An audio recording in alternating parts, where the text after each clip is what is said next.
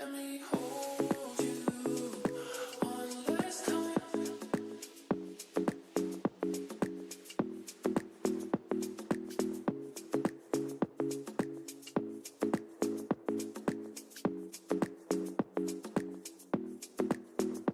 Let me hold you one last time.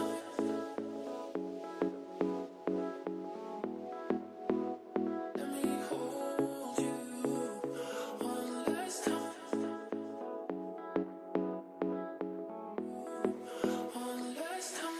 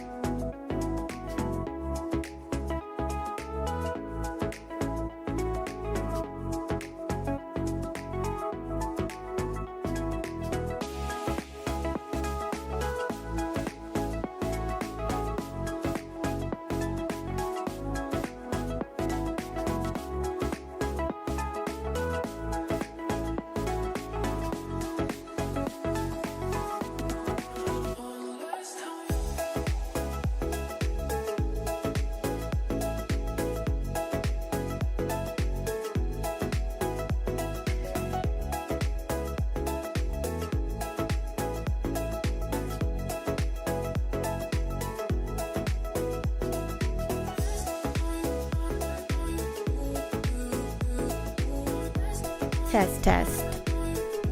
Check, check, check, check, check. Hello? Is everybody here? Hi. Test, test.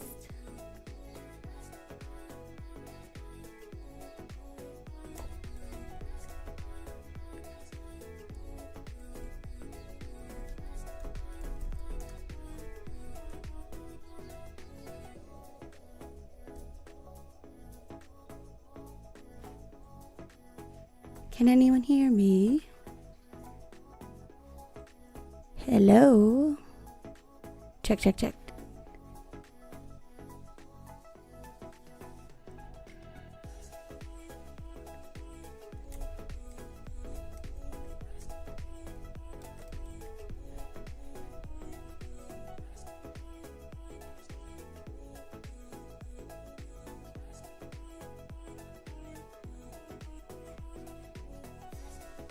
Hello, Jelly Bean. Hi. Okay, cool. Whew. Thank you, thank you.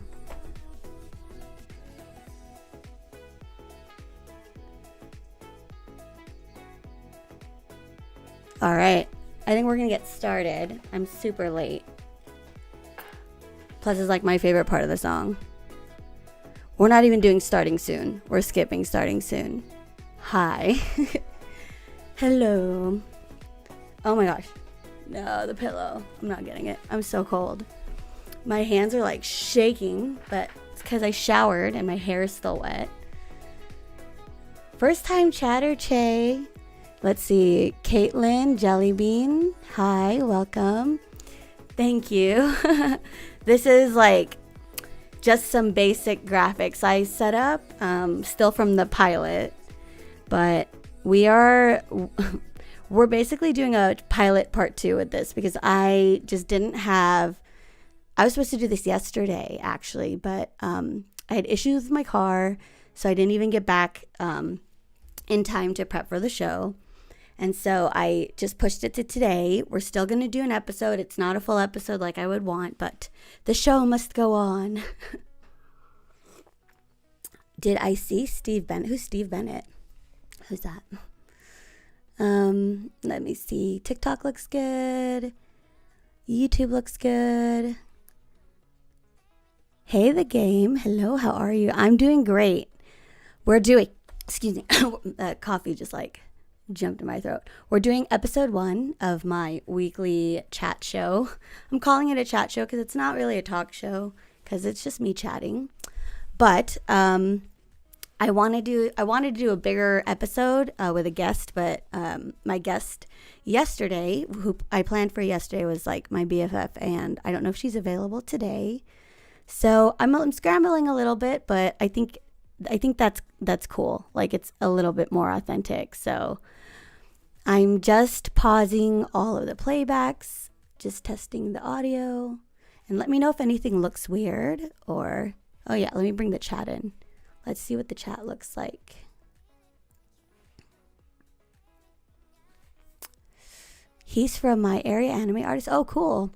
I know a lot of artists, and I have a lot of artists in my network. So if I do know him through his art, that's probably easier for me to recognize if I see it.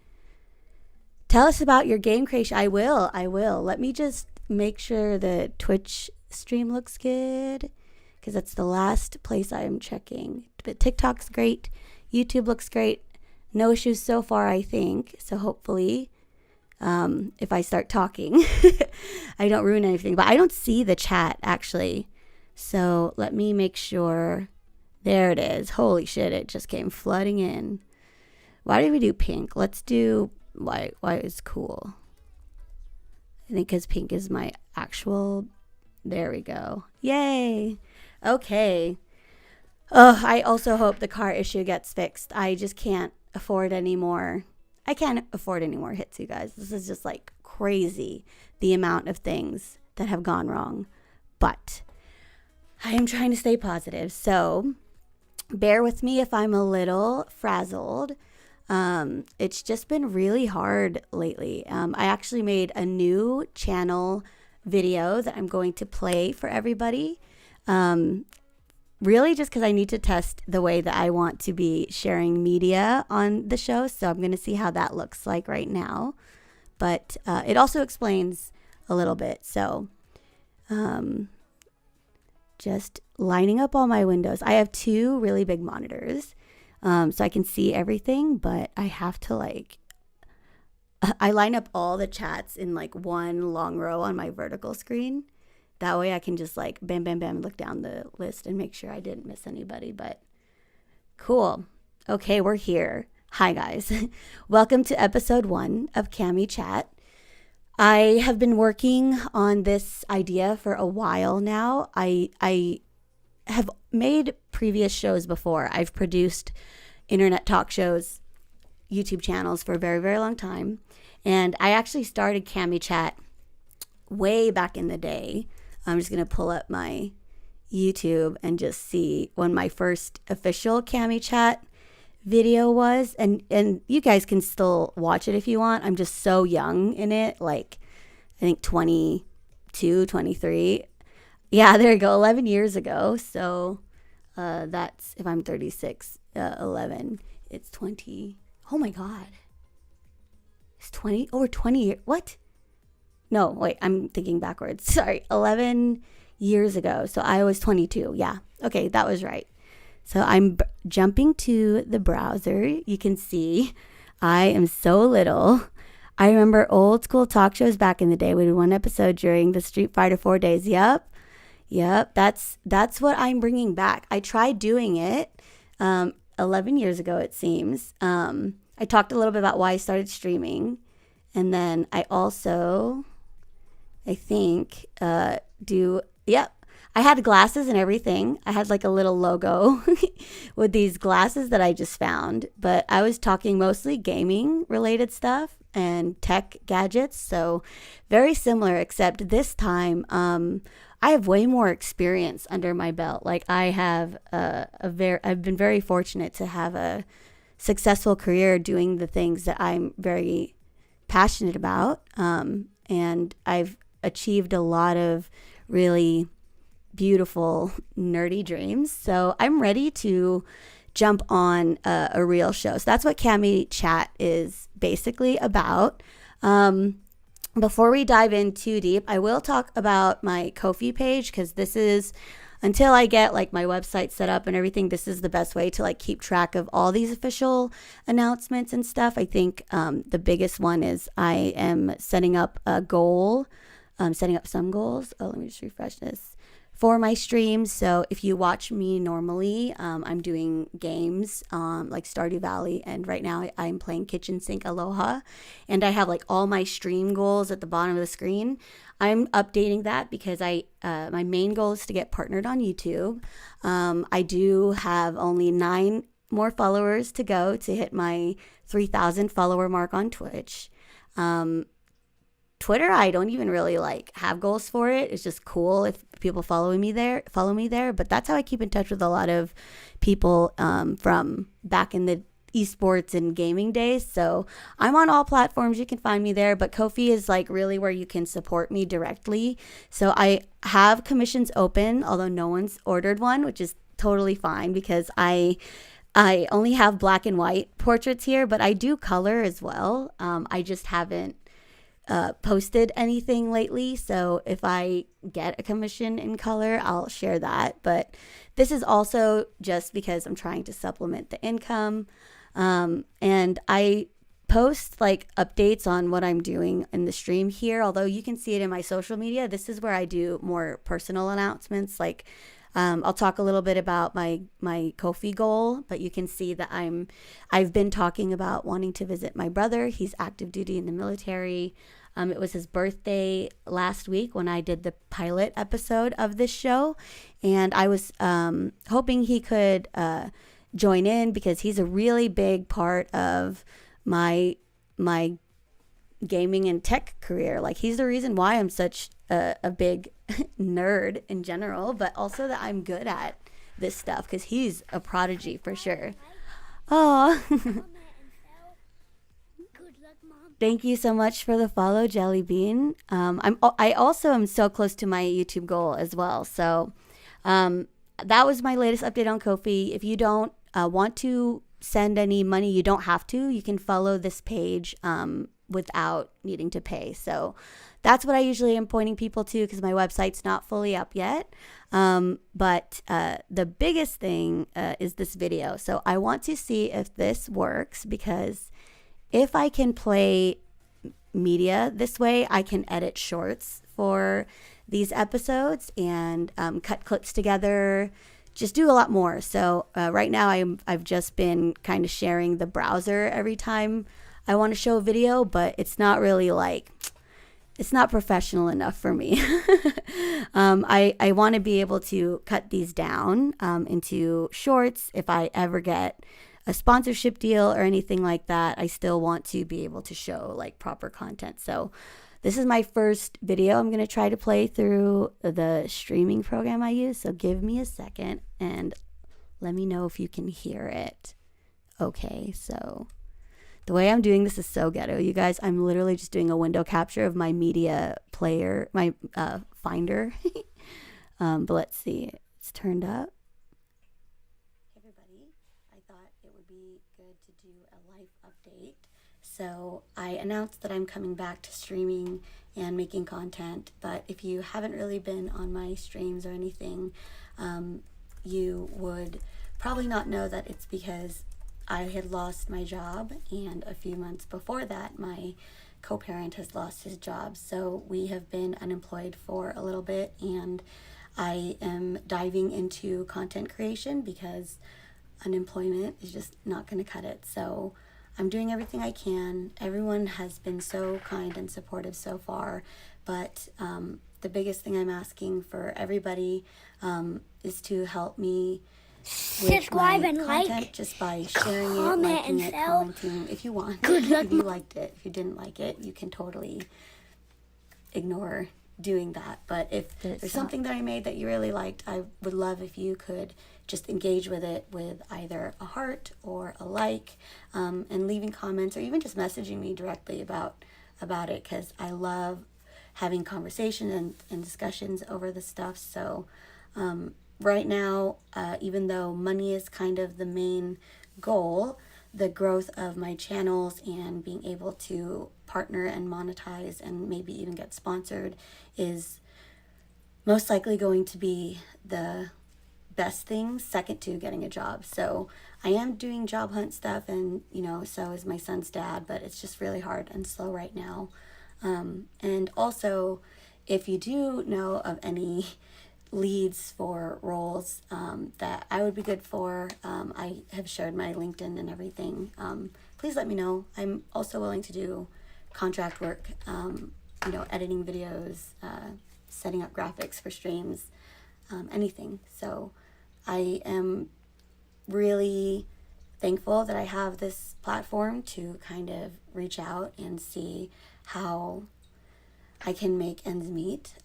But for now, I'm focusing on doing the best I can to make Cami Wins my next full-time job. So thank you again to everyone who's been hanging out in my streams, who's been volunteer modding, people who have donated.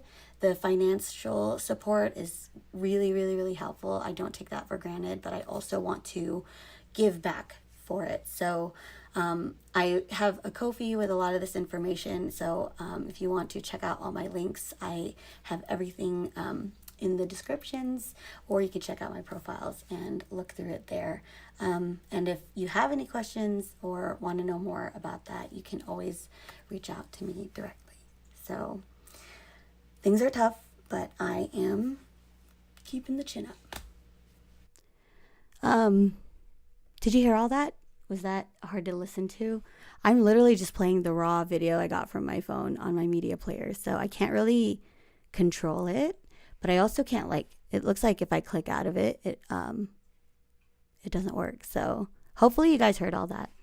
Can you hear me? Hello? I can't hear myself.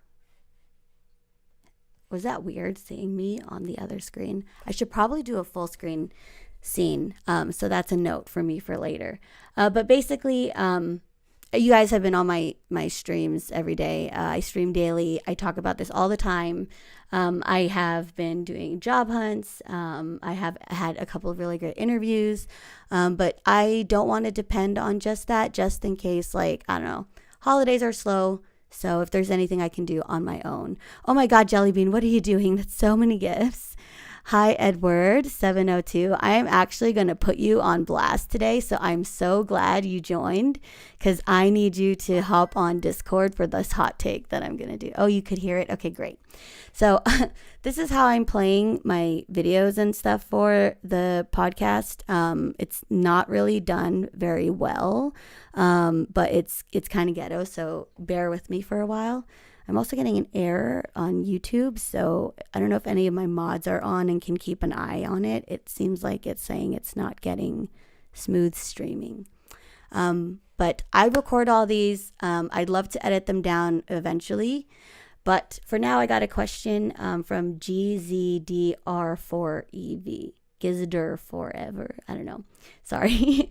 Is your online name based off the Street Fighter character Cammy, but with a twist in the spelling? So I showed this picture in the beginning. So on the right-hand side is actually my very, very first handle when I started making YouTube videos. It was called The Burnt Matches. That was my name for a while, but that's how I got my start. I'm actually going to show my very first viral video in a little bit. But I started working in the industry a little bit after that video went big. So I had to pick something that was more not business casual or whatever, like professional, but more about like me, as opposed to this burnt matches, which is somebody that I like. I don't know. I mean, it's me, and I'm talking about like game reviews at that time. I did little skits, but it was more of like a my first. I don't know. It was like my first persona, right? Like my first real presence on the internet, and I was such a dork. Like it was that me in high school is what you see in those videos. So I started working in the industry after that, and because of that, I wanted something that had my name in it for sure, so that I could, stand by it and put it on business cards and stuff like that. So I created CamiWins right after that. So you did hit the nail on the head though. I got the idea because I was really immersed in the Street Fighter. Oh, okay. Sorry. My I don't know if any of the mods can pause the ads for this. I don't want to run ads for the show, if that's okay. I don't know if there's any mods that can do that. If not, I can try to do it while I'm live. But I was basically saying that I started off my internet content creation career with this on the far right. You see the burnt matches pictures. That was my first YouTube channel, and that was very like I don't know, I would say it was very characteristics. Like I talked a lot about video games. I did video game reviews and stuff like that, but I needed something that I could sort of create a brand around myself. So I thought of CamiWins, and you hit it on the head, because I was working with the Street Fighter community, the fighting game community at the time. I didn't play myself, but I helped run a lot of streams. I did interviews and stuff like that. I made graphics. That's okay. That's okay. LT pre-roll is fine. For no ads in the middle, I'm okay with that. So you got it. I heard. I don't even remember where I was. I was probably at an arcade. It was probably in Diamond Bar, and I was already trying to think of like, okay, Cami something. I want Cami something, and I didn't know what I could make, and I remember seeing CamiWins on the screen, and I was like, oh, that might actually work. And so that's how CamiWins was born. That's why we have CAMICHAT. But I've been doing this for a long time. My first YouTube video went viral like in 2009, 8 or 9. So old. And this was before Google purchased YouTube. So I don't know how old you guys are. Hopefully you're 18 plus, because I definitely don't want to be doing this show for children. I want to talk a lot about really serious topics, adult topics, and I also curse a lot. So definitely don't want kids watching this, unless your mom says it's okay. Then if I would like her to give me a written note. Just kidding. But seriously, there's a lot of things I want to talk about, especially now that I'm a mother. It's very important to me that these issues that I see people repost or comment on, or type a super long block of text on their story for. I want to bring those things to a proper discussion with other like-minded individuals. So this is kind of a talk show, but I'm calling it a chat show for now, since it's very like low-key. It's just me. Don't really have very much like production value, except that I'm streaming from my computer. And so I have a really, really awesome career, and I want to share that with everybody. I know Jellybean asked about that on TikTok. You said, tell us about your game creation experiences. The one that I share all the time is that I literally lived out my dream career working at Blizzard as an art producer.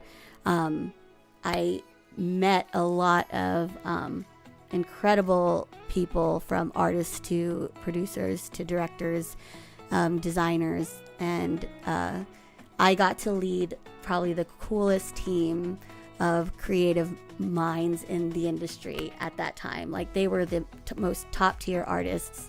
My favorite time was sitting in the bullpen, because the character team was in like an open bullpen, and for lunch everybody would play heroes, and we would all get in a game, and we're all just kind of talking over each other. And then I even had like a chess board. Maybe I can find it. I had a tournament standard weighted pieces and just a regular mat chess board on my desk. So when people walked by, they could play against me, and I had like a little post-it note with an arrow that we would switch, so I would know whose turn it was, and it would be either my turn or whoever wanted to make a move as they walked by. And it was actually right next to the design bullpen, because art and design had to be in sync, because they're so far apart in the game production timeline, because it starts with the design and then the art comes after, even like all the way to the very end when you're considering like skins and all that. So I got to see how designers played and artists played, and I love chess. Chess is actually my favorite game. I'm trying to find a picture of this bullpen and this chessboard, because it was pretty epic to play a collective game against the devs, because some of the moves were so great and smart, and some of them were like, not as great, but I love that they tried. And that team really stole my heart. I think ending my gaming career on that note was probably the saddest but most beautiful thing. I was actually let go at the time. I had my first miscarriage, and I was out for a week, and when I came back, I was part of the silent layoffs that they had before they rolled it all out.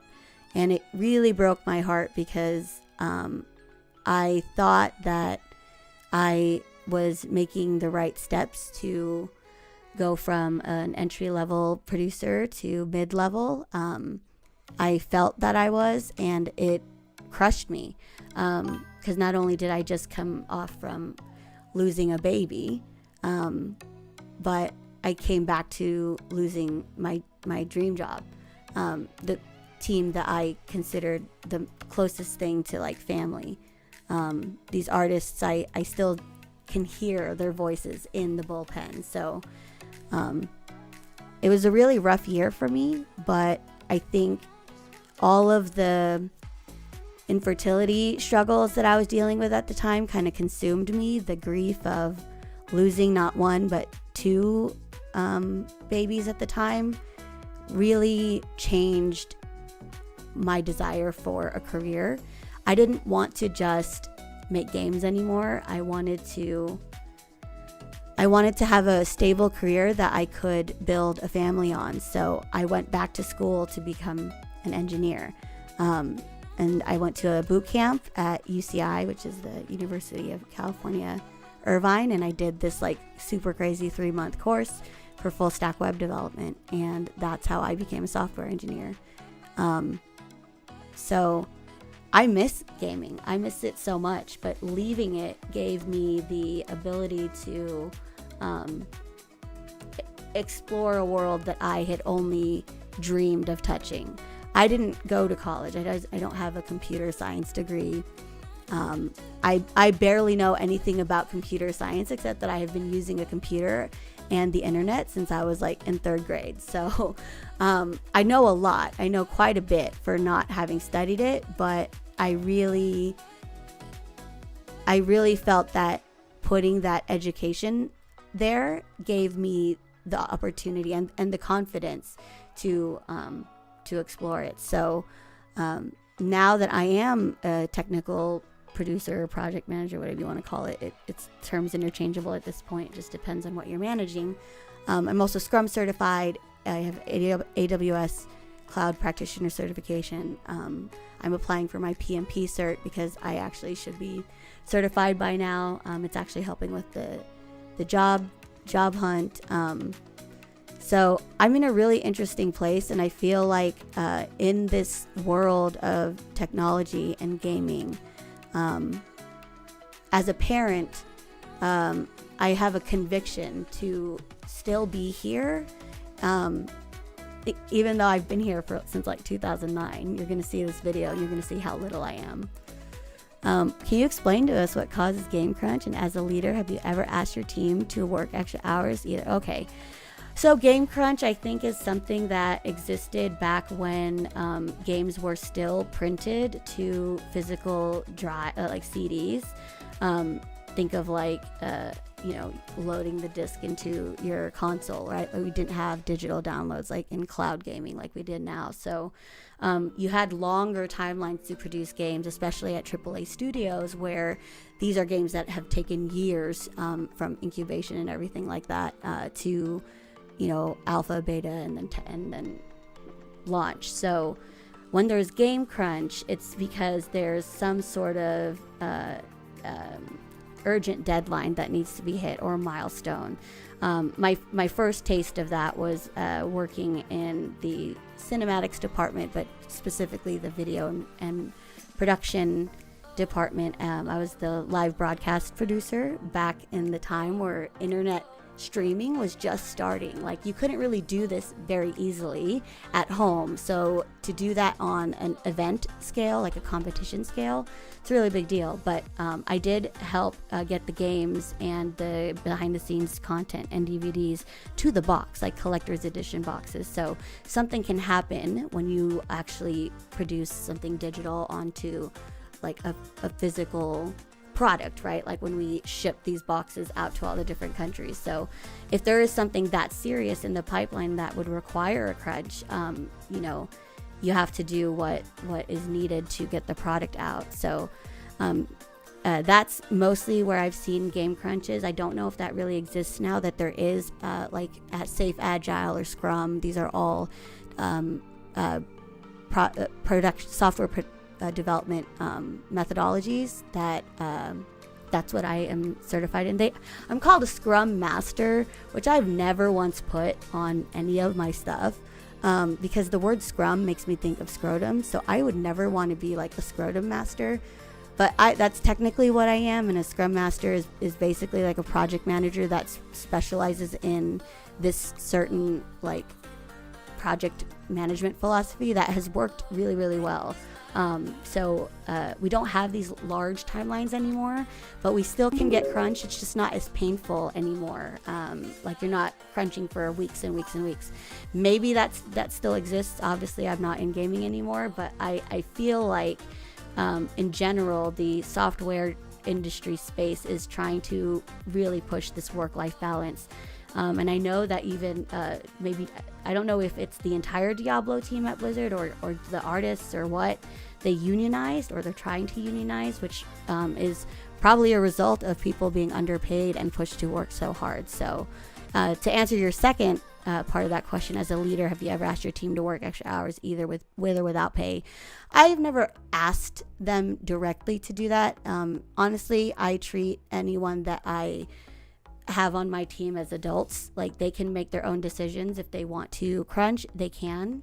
All I can do is offer, obviously with like approvals from leadership or stakeholders or executives. Like, if I want to pay for people's lunches, if they're going to work through lunch, if they're going to work late, I want to pay for their dinners.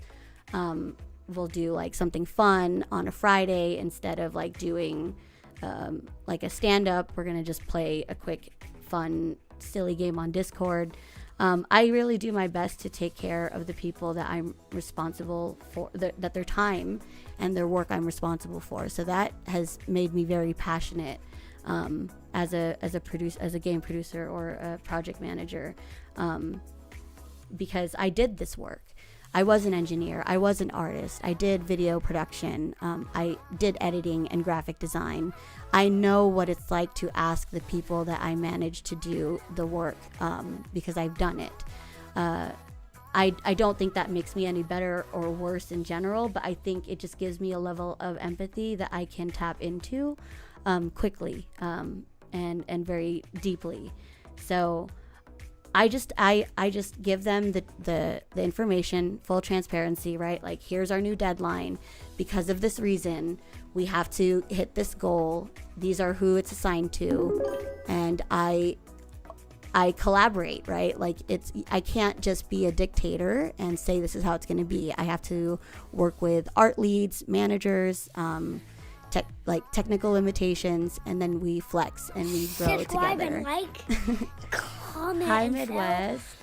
Good luck, Mom. Thank you so much for your Prime sub. I'm so honored. Especially because I know who used to get it. So thank you so much for that. I also loved hearing my son's voice. Sorry, I'm talking a lot, but thank you for subbing also on Ko-fi. By the way, I have a goal on there that I haven't really talked about yet. I'll talk about it at the end, but it's kind of leading into it. So thank you so much for that question. Is it Geezer Dev? Jeezy Dr. Dev? Or for Dev? I really wish I knew how to say that, but thank you for that question. I really don't have much of an agenda today. I just really wanted to talk about my humble beginnings as a creator. So I'm going to take a bit of a detour and show this video of me. It's the only video I have left from that channel. I did take it down. This was before you could deactivate accounts, like you could only delete them. And I took it down because I think I was ready to let go of it. I wanted to be treated like a professional in the industry. And it's not like that my content wasn't professional, but I was honest. I was very blunt. I cursed a lot.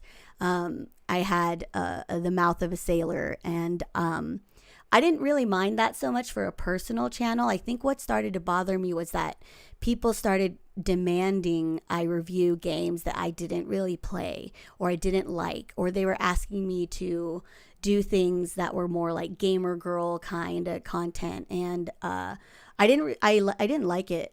So I retaliated by deleting the entire channel. I also think I went through a heartbreak at that time, and I was like, fuck everything. But I have one video that I rescued, and I actually want to thank the person who gave this to me. It's Dr. Dog, Brian, from the fighting game community. I don't know if he's even around or if anybody knows, but somehow he had the videos, because I think that's where he knew me from. He had followed those channels, and honestly all my mods have been with me for over 10 plus years. If you're a mod and you're in my chat, drop the number of years or the year that you first watched any of my stuff, whether it's a YouTube video or a live stream or whatever.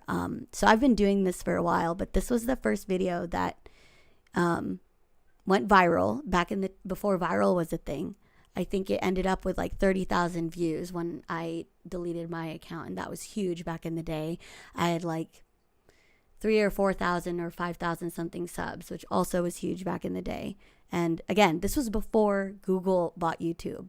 So I'm going to play this video. It's called A Console War Parody. And just for context, this was right before the console wars got really big with Xbox versus PlayStation and the Wii. So you have to, I'm going to move this over to the side. You have to put that mindset on. And I was also really young, so I'm like 18 here. And I won't be able to click out of it, so I'm just going to leave it here. And then if you do have questions, I will answer them after. But let me also turn off the alerts a little bit, just because I don't know if it's going to affect. Actually, I'm just going to move it over here and mute it. Okay, I know I'm building it up because I think there's people in my chat who have waited to see this video for so long. And I'm really excited to share it here. So here we go.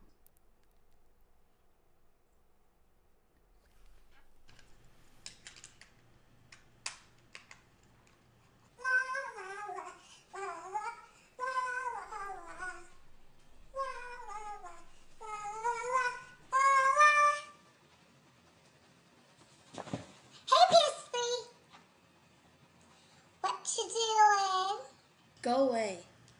Are you all grumpy? Hey, guess what? Guess what, PS3? Go away. Guess! You gotta guess.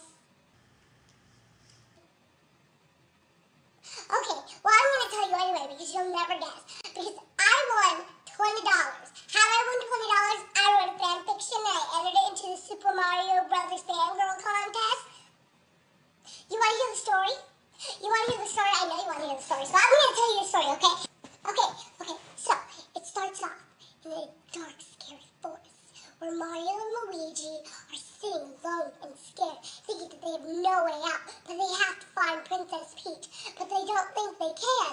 And so Mario says, Luigi, get a hold of yourself. And then Luigi says, but Mario, what are we gonna do? And so Mario comes up with this brilliant plan to...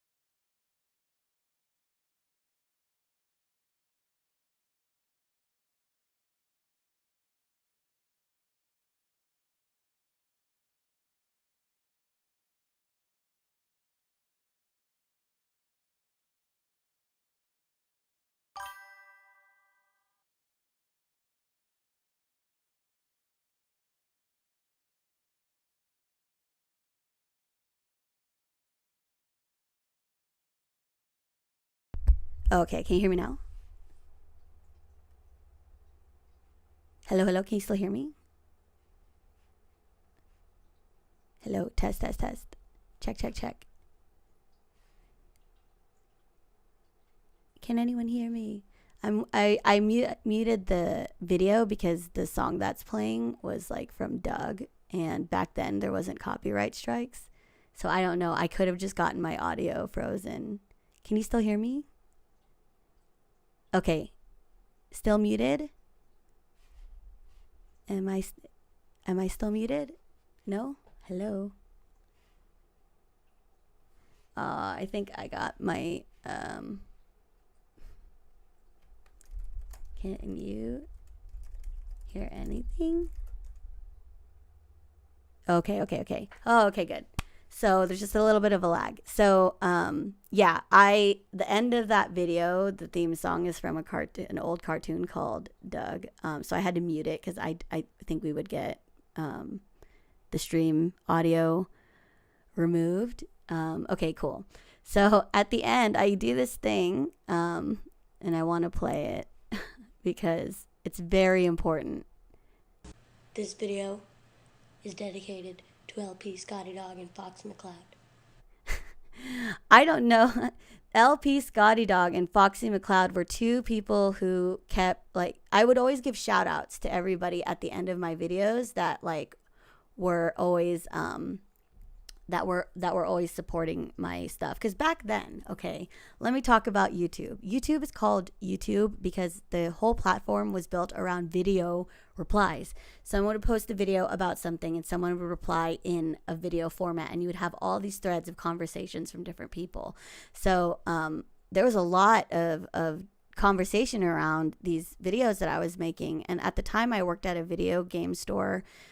It was Electronics Boutique / EB Games before GameStop purchased it. And I would check out games there and review them. And I literally would like record, I'd turn my laptop's webcam in front of my like old TV, and I would play like like I didn't capture any, like there was no capture cards and shit like that. Not for just regular people. And even if there was, I didn't know about it. I was 18. I was 18 years old here.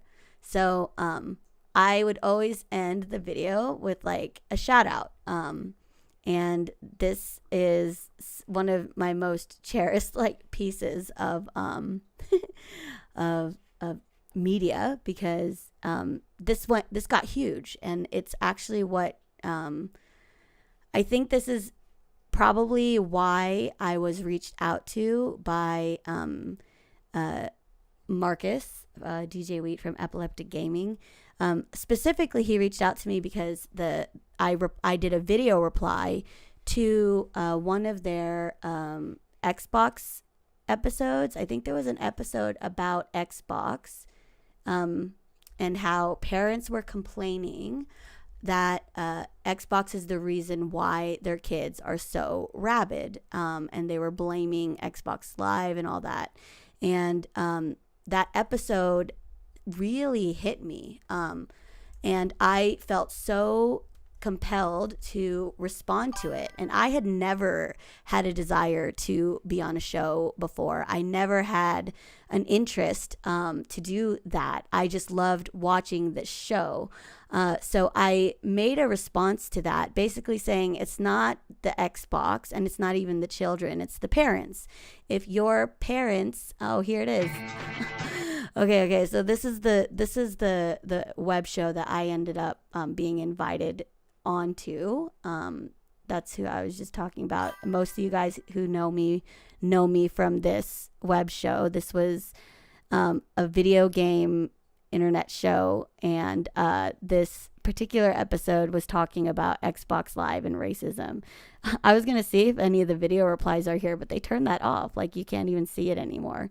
It wouldn't have even been there because I deleted my channel, but I was very passionate about it. So I replied saying like, nah, it's not the Xbox. It's not Xbox Live. It's not even the kids. It's the parents. If you're not watching your kids playing these games, or even knowing who they're talking to, you're also like part of the problem.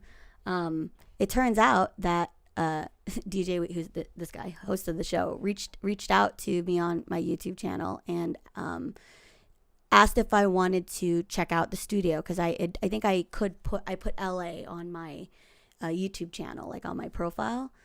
So I was like ecstatic, because at the time I like just dropped out of college and I was working in the video games. I don't have any of that stuff here, but I was working in the video game store. So I really wanted to go and see what a studio looked like, right? Because I was a movie fan. I wanted to be an actor. I was, at this time, I was really trying to hone my editing craft. So that's why I even started the YouTube channel, was so I could learn how to edit videos. Because when I graduated from film school after high school, it was only like a year-long trade school thing. I learned that I didn't want to be in front of camera if it meant compromising my love and for the craft of being on stage and performing with people and connecting with people. I think I was taken advantage by some of my acting teachers, because I did really well in like one of the showcases. So I got a taste of like how cruel Hollywood could be at a very young age. And so I dove into more behind the scenes stuff, and I started learning how to edit and make graphics, and I made that video, using my laptop. But I learned how to steal MP3s from the internet, and worked on editing game footage. And so the offer to check out a proper studio where their production is a lot better than mine was huge. And I went there. I met all the hosts, and I was ecstatic, because I was just a fan of the show, like all you guys who are talking about it, Danny, Midwest, Bomb Jack, like KF, all you guys have been there from the beginning. I even have screenshots some stuff that I stole from Max Flickr. But I went there to meet everyone, and it was so cool. It was dope seeing an actual studio, and it was the Global Gaming League, which I think is still around. That's who the company. That's the company that the studio was really for. Because the Global Gaming League is an online league. This was back before we had esports or anything. So if you wanted to compete with like your clan back in the day, you had to sign up to these websites where you could officially register, and then they would coordinate all these tournaments online, and then you could win them. They're still around, it looks like. But this is where Epileptic Gaming was recorded, was at the Global Gaming League studios in Santa Monica. In that same meeting, I did not even expect that I was going to be asked to work on the show as a host, to co-host the show. And this was at a point in my life where I just dropped out of college. I really wanted to go back into making videos. I just didn't know how to do it. And I knew I wanted to be in gaming. Like I was in college at the Art Institute for interior design, because I thought that's what would make my parents happy, would make my dad happy. But when I got asked to host this nerd show on the internet for barely any money, minimum wage, doing like grunt work as a production intern. I started off as a production intern, not even like a production assistant officially. It was like production assistant intern, like the lowest thing.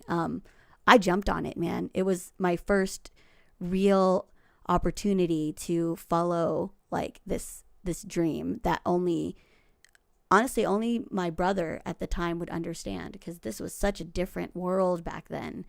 Making content on the internet was basically just like porn, right? Like I couldn't explain doing this to my family in a way where it was like they would feel safe about it or like legit. I don't know.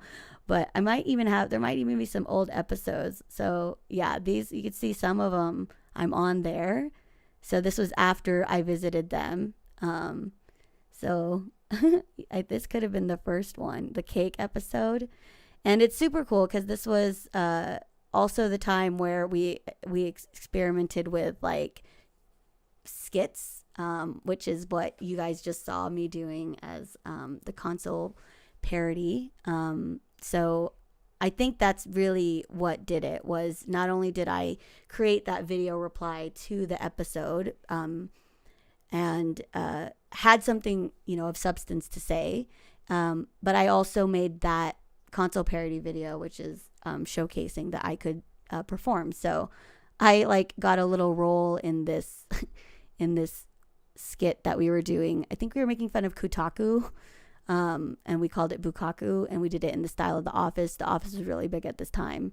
And this was hard. I think a lot of people hated me at this stage still, because they were like, who the fuck is this bitch? The internet was so rabid back then. There were no like filters. Like you could say whatever you want on there. There's no canceling. Like you could be as raw and as outspoken as possible, especially if you didn't have like an identity, if you didn't like have a picture of yourself, because there was no social media like at the time. Like it wasn't like this like it is now. So you really only had things that that allowed you to be as crazy as you want. This was actually, I think, probably when I got everybody's first approval, was the Cupid Cami episode, or Cami the Cupid episode. I think what happened is it was Valentine's Day, and we had a poll in the forums. Like forums were really big also in this day and age. Like Reddit was just starting off. So there was like a poll or something, I think, where it was like, who would you want to see dress up in a Cupid costume? Robert Suma, which is one of the hosts here, who also co-hosted with Marcus or me, and I was new to the show, so I think a lot of people were like, "We want Sumo. We don't want her. Who is she? She's worthless." And then we did this like top 5 video game character Valentines. And I don't want to spoil it if anyone's ever going to go back to watch it. But my pick for this, I think the reaction was so well that I think, at least for me, I don't know about you guys if anyone remembers, but this is where I realized that I could play with the big boys. I had an opinion as a host that was unique compared to everybody else's.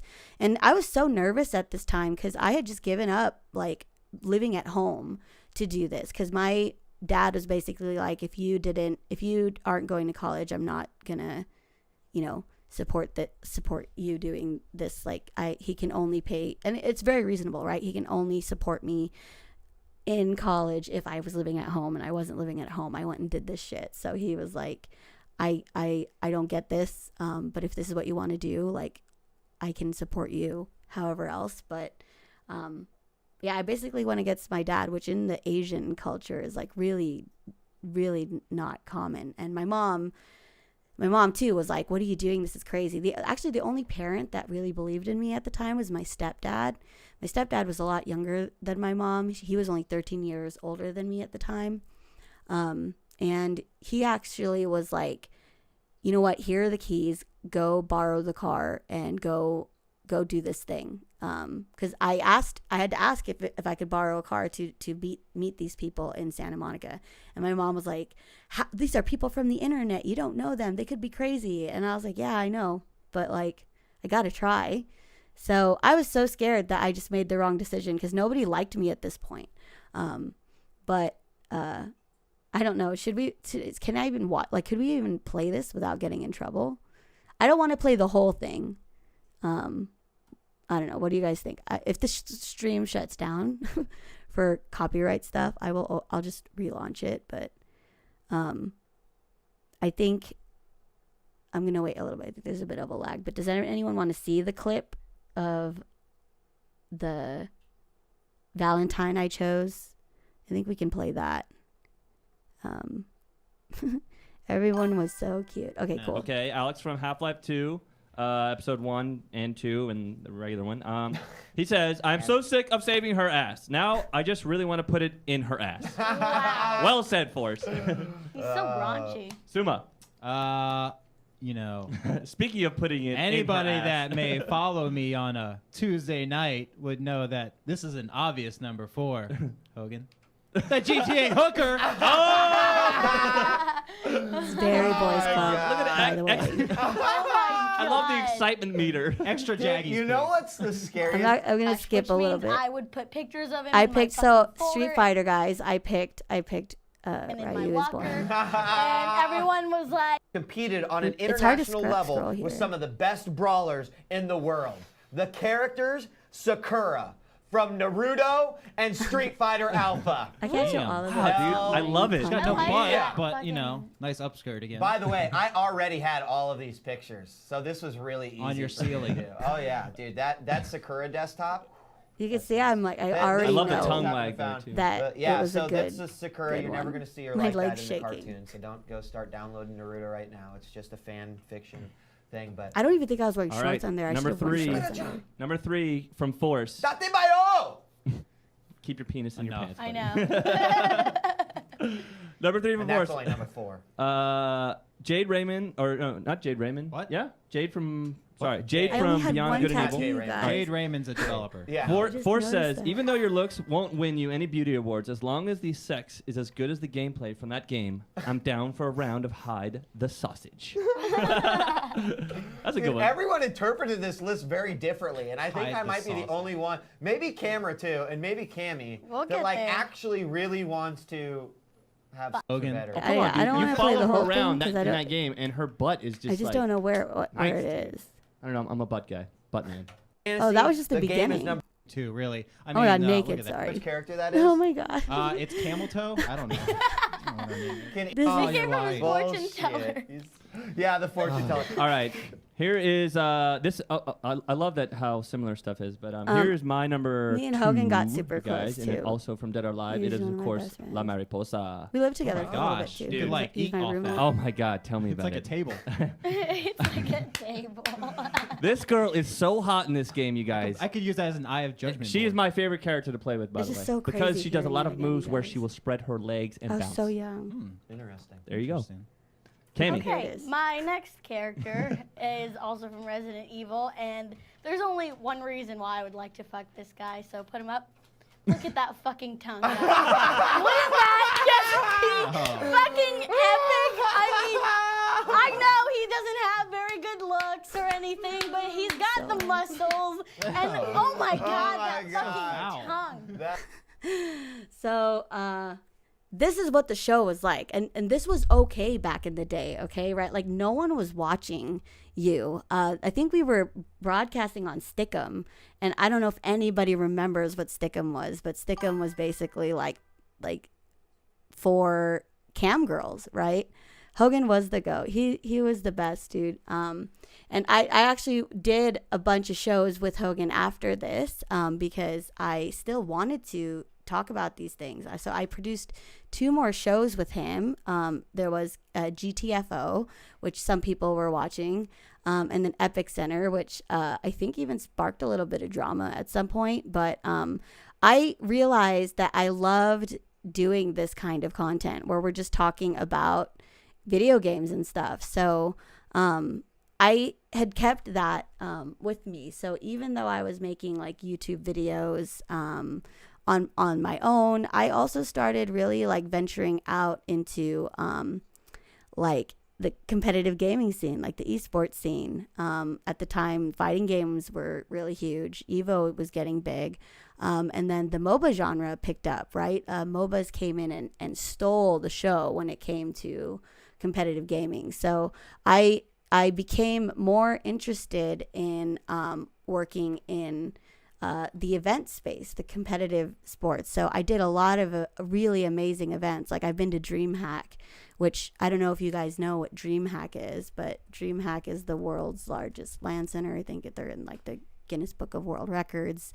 And I, this isn't it. What the heck? It's like DreamHack. Is this really it? It looks so weird. Ugh. Why does it look weird? Stockholm. No, this can't be the actual DreamHack website anymore. It is? Why does it look so weird? Is it me, or is this like new web design like really flat now? So yeah, I've been to DreamHack. This is like the world's largest LAN center. If you guys don't know what LAN centers are, or like BYOC, like back in the day, our internets were not great to play together as it is now. So you had to actually like go to places like cafes where they had computers that you could rent for time, like prepaid time, and then play games with other people. So if you didn't want to do that because it costs money to, and you're not at home, you can just bring your computers to like a friend's house. Like there's so many pictures I think on the internet about doing that, but DreamHack was the place that you could go and do it like on a large scale. So everyone would bring their computer setups. I wish there were like better pictures of this. Here you go, explore BYOC. Oh yeah, there you go. Oh man, it looks so much nicer than it did back then. Holy shit. I bet it's super sick now because of people's computers. Just the general PC gamer can have such nice setups. But like everyone would bring their machines, they would daisy chain them together, and like this awesome setup that I saw at DreamHack was like a bunch of pirates. They had like a huge pirate theme. All of them were dressed as pirates, and they had a pirate ship on top of all of their towers. And like it reminded me actually a bit like how Coachella camping is, where like you like claim a spot. It was the same thing. You had a spot on a table that you reserved to set up your computers. I'm sure it's gotten crazy now. Best LAN photo is a dude duct taped to the ceiling.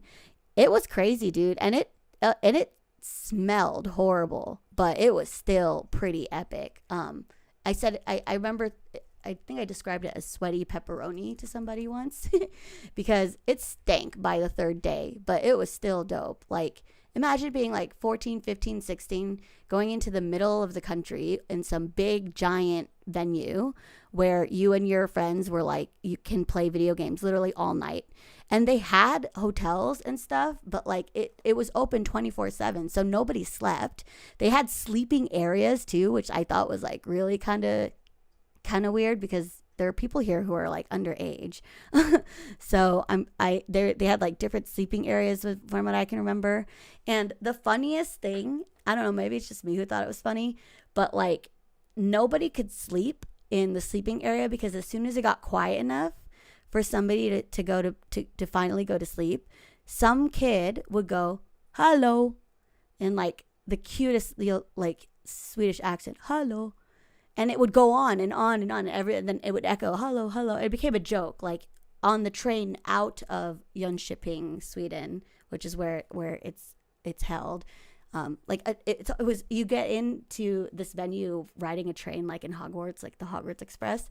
They said that hello the whole time there too. So nobody was getting some sleep. And it was just this funny thing that age was just a number those days. And there weren't any girls there at the time. But I did go back again for DreamHack Summer. And there were way more girls there. So even in that 1 year, it got so mainstream to be a gamer. So I loved getting to experience this, but esports is really where my professional career in gaming took off because it was from here that I got my job at my first video game company, which was Heroes of the Storm. Heroes of the Storm is a MOBA, or not Heroes, sorry, Heroes of Newerth. There were so many heroes, also known as Han. I think it's more popular in the Chinese market. They died out for a long time, but I guess they are making a new one. This was when I moved to Michigan. They're stationed in Michigan. They have like I don't know if they still have it there, but that's where their offices were. That's how I know Chris Rabble Rouser, who is also my mod. I was the broadcast producer for this game, and that's how I went to DreamHack. We were running Heroes of Newerth tournaments there. This community is pretty raw, so I would not suggest playing this game unless you really like that kind of toxic behavior. But I mean, you know what? Like, if they love it, they love it. Like, at least they have a place where they can be themselves. But like, I ended up getting my Blizzard job for the first time because I worked at Blizzard twice.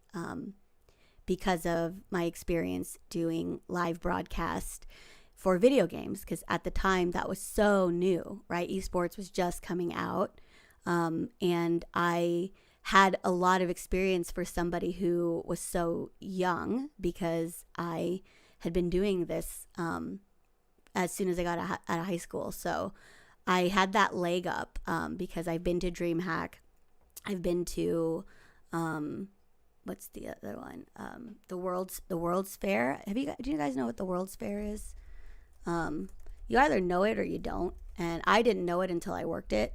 But the World's Fair is like an international event where they pick, it's like the Olympics. They pick a place in the world and they hold a fair there. And the Crystal Palace was the first one, or was in 1851. But your country that was chosen to hold the fair would have to like promote what makes their country so special, and it was in Shanghai, in China, and that's when I went to China for the first time.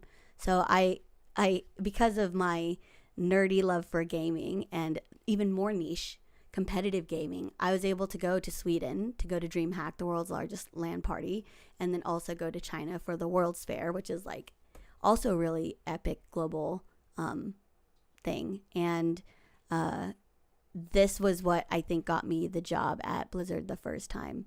And I worked on StarCraft specifically because StarCraft esports was really big. Heroes of the Storm wasn't even there. It was still an idea at the time, I think. And I worked in the video department where I learned about cinematics. the cinematics that goes into the Blizzard games. And I fell in love with development. I didn't realize how special it was to be a part of making a game that people could enjoy.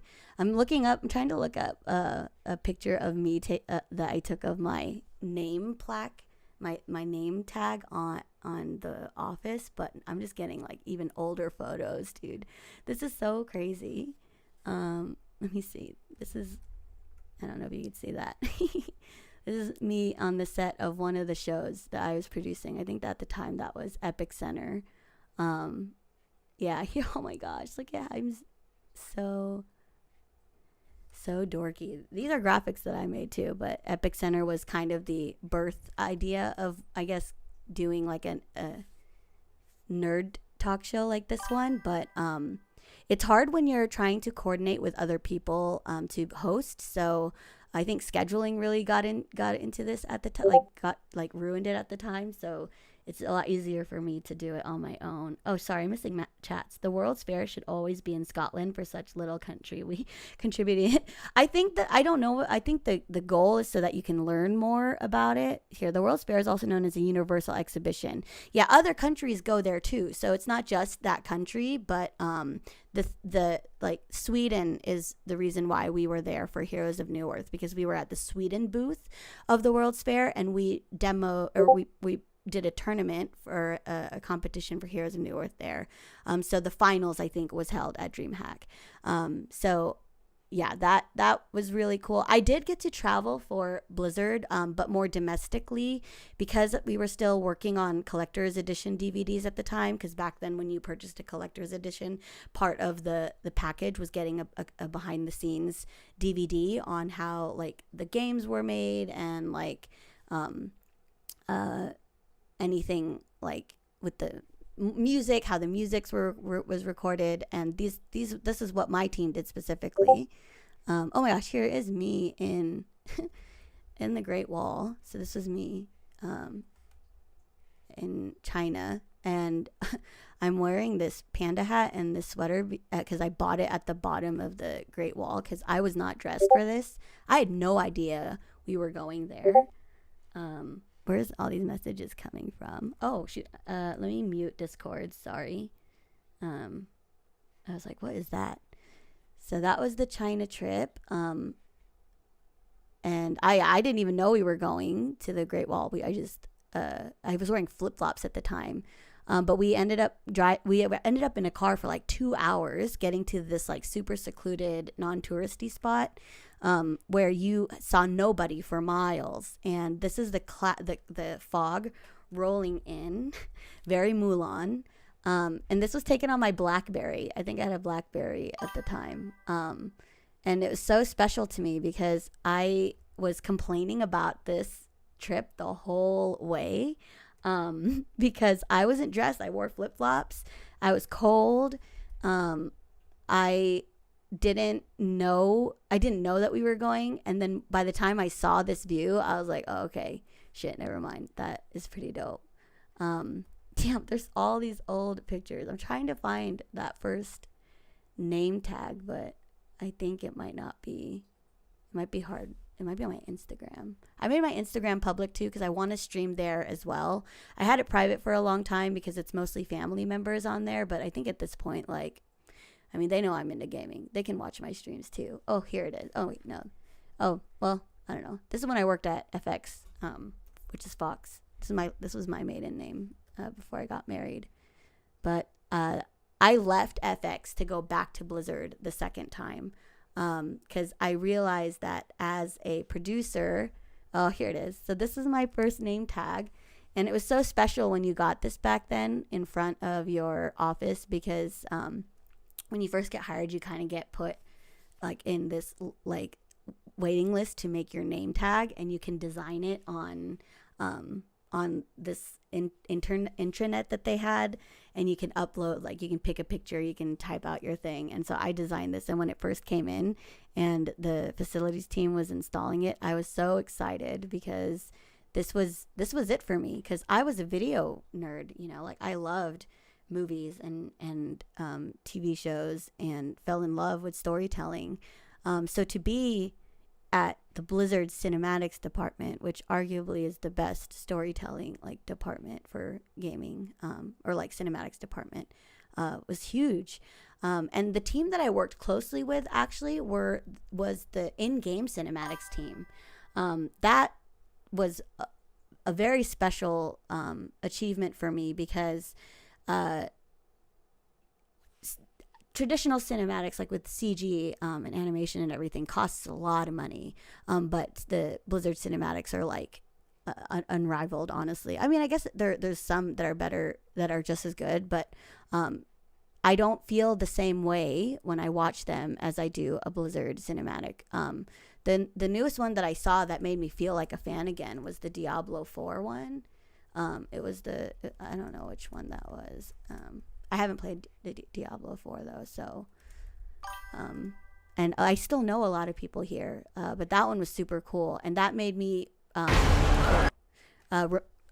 remember how epic it was when I first started working there. And when I came back the second time, I was on game development proper. I was on Team 1 for StarCraft 2 and Heroes of the Storm. That was the same team that worked together. So it was because it was Heroes of the Storm came from the StarCraft 2 game.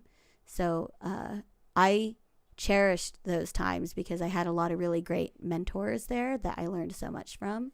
Oh my gosh, this is the first this was the first box I signed as a Blizzard employee. This was World of Warcraft Mists of Pandaria Collector's Edition. So see, it's a physical box. You guys, they don't do this anymore, right? Like we don't have physical copies of things that you save up for and you open up and you have everything. Like maybe they have it now, but everyone wants digital stuff now. So it's kind of sad that we're at this point where, you know, like I think at some point we just started making the boxes got tinier and it was so hard to like fit everybody on here. But I think I signed it somewhere here and I took a picture because it was like, this is my first time signing as a developer who had a part in creating the game, the end product. It still wasn't the game itself because, well, I guess the in-game cinematics made it in-game, which was really special because there's two different kinds of cinematics. There's in-game cinematics, which is using the in-game models, and it's a lot more affordable to just write like to script these out as opposed to doing like a full CG thing. So most of the time when you see cutscenes now, you're seeing like the in-game model being programmed to do these scenes, and there's an in-game camera that gets treated as a cinematic camera. So these two teams can work together to tell amazing stories and still like fit within realistic timelines. So I loved working with the in-game cinematic artists because they had to be scrappy, dude. Like they had to know when the game content was ready for them to start filming the final shots. So we would build like sets using stuff in game. Actually, I can look this up for Heroes of the Storm. If you guys are familiar with MOBAs, you know how you get new heroes and stuff, and there's like trailers and everything. That team that created all that content for Heroes was my team. We produced the hero spotlights, and in order to do that, you had to have a very intimate knowledge of like the art assets. Because we're working alongside development to release a new hero or something. So we would do these shots, like rough shots with like the old models, just so that the editor can put them in. And then we would swap out shots as soon as it was ready. Like as soon as a new build was released for the day that had final assets, we would go in and record it. So I worked really closely with this team. So all of these shots were all, these are all in-game. This is considered in-game shots because you're actually recording footage of the game. these are the traditional cinematics, like the CG ones, and like the textures, the lighting, the models, the animation is all on a higher production scale. But these are the most impactful moments.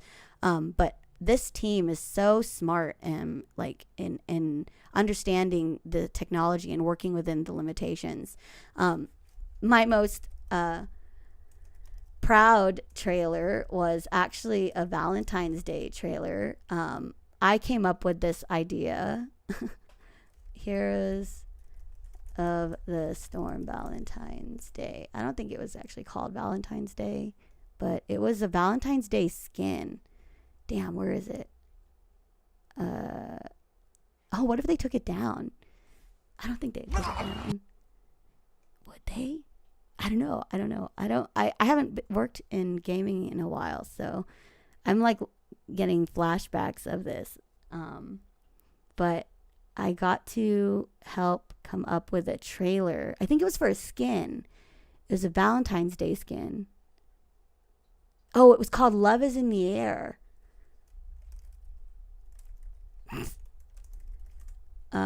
We actually kind of got in trouble for this. Okay, this is the one.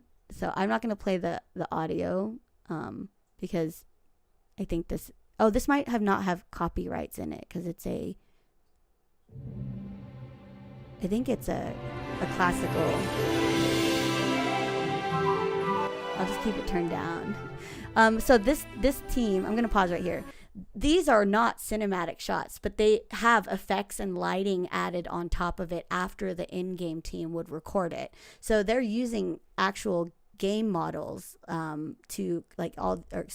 game character models to record these scenes and use animations. And it was my idea to promote this skin as to Tinder people, to Tinder heroes, I guess, trying to match each other.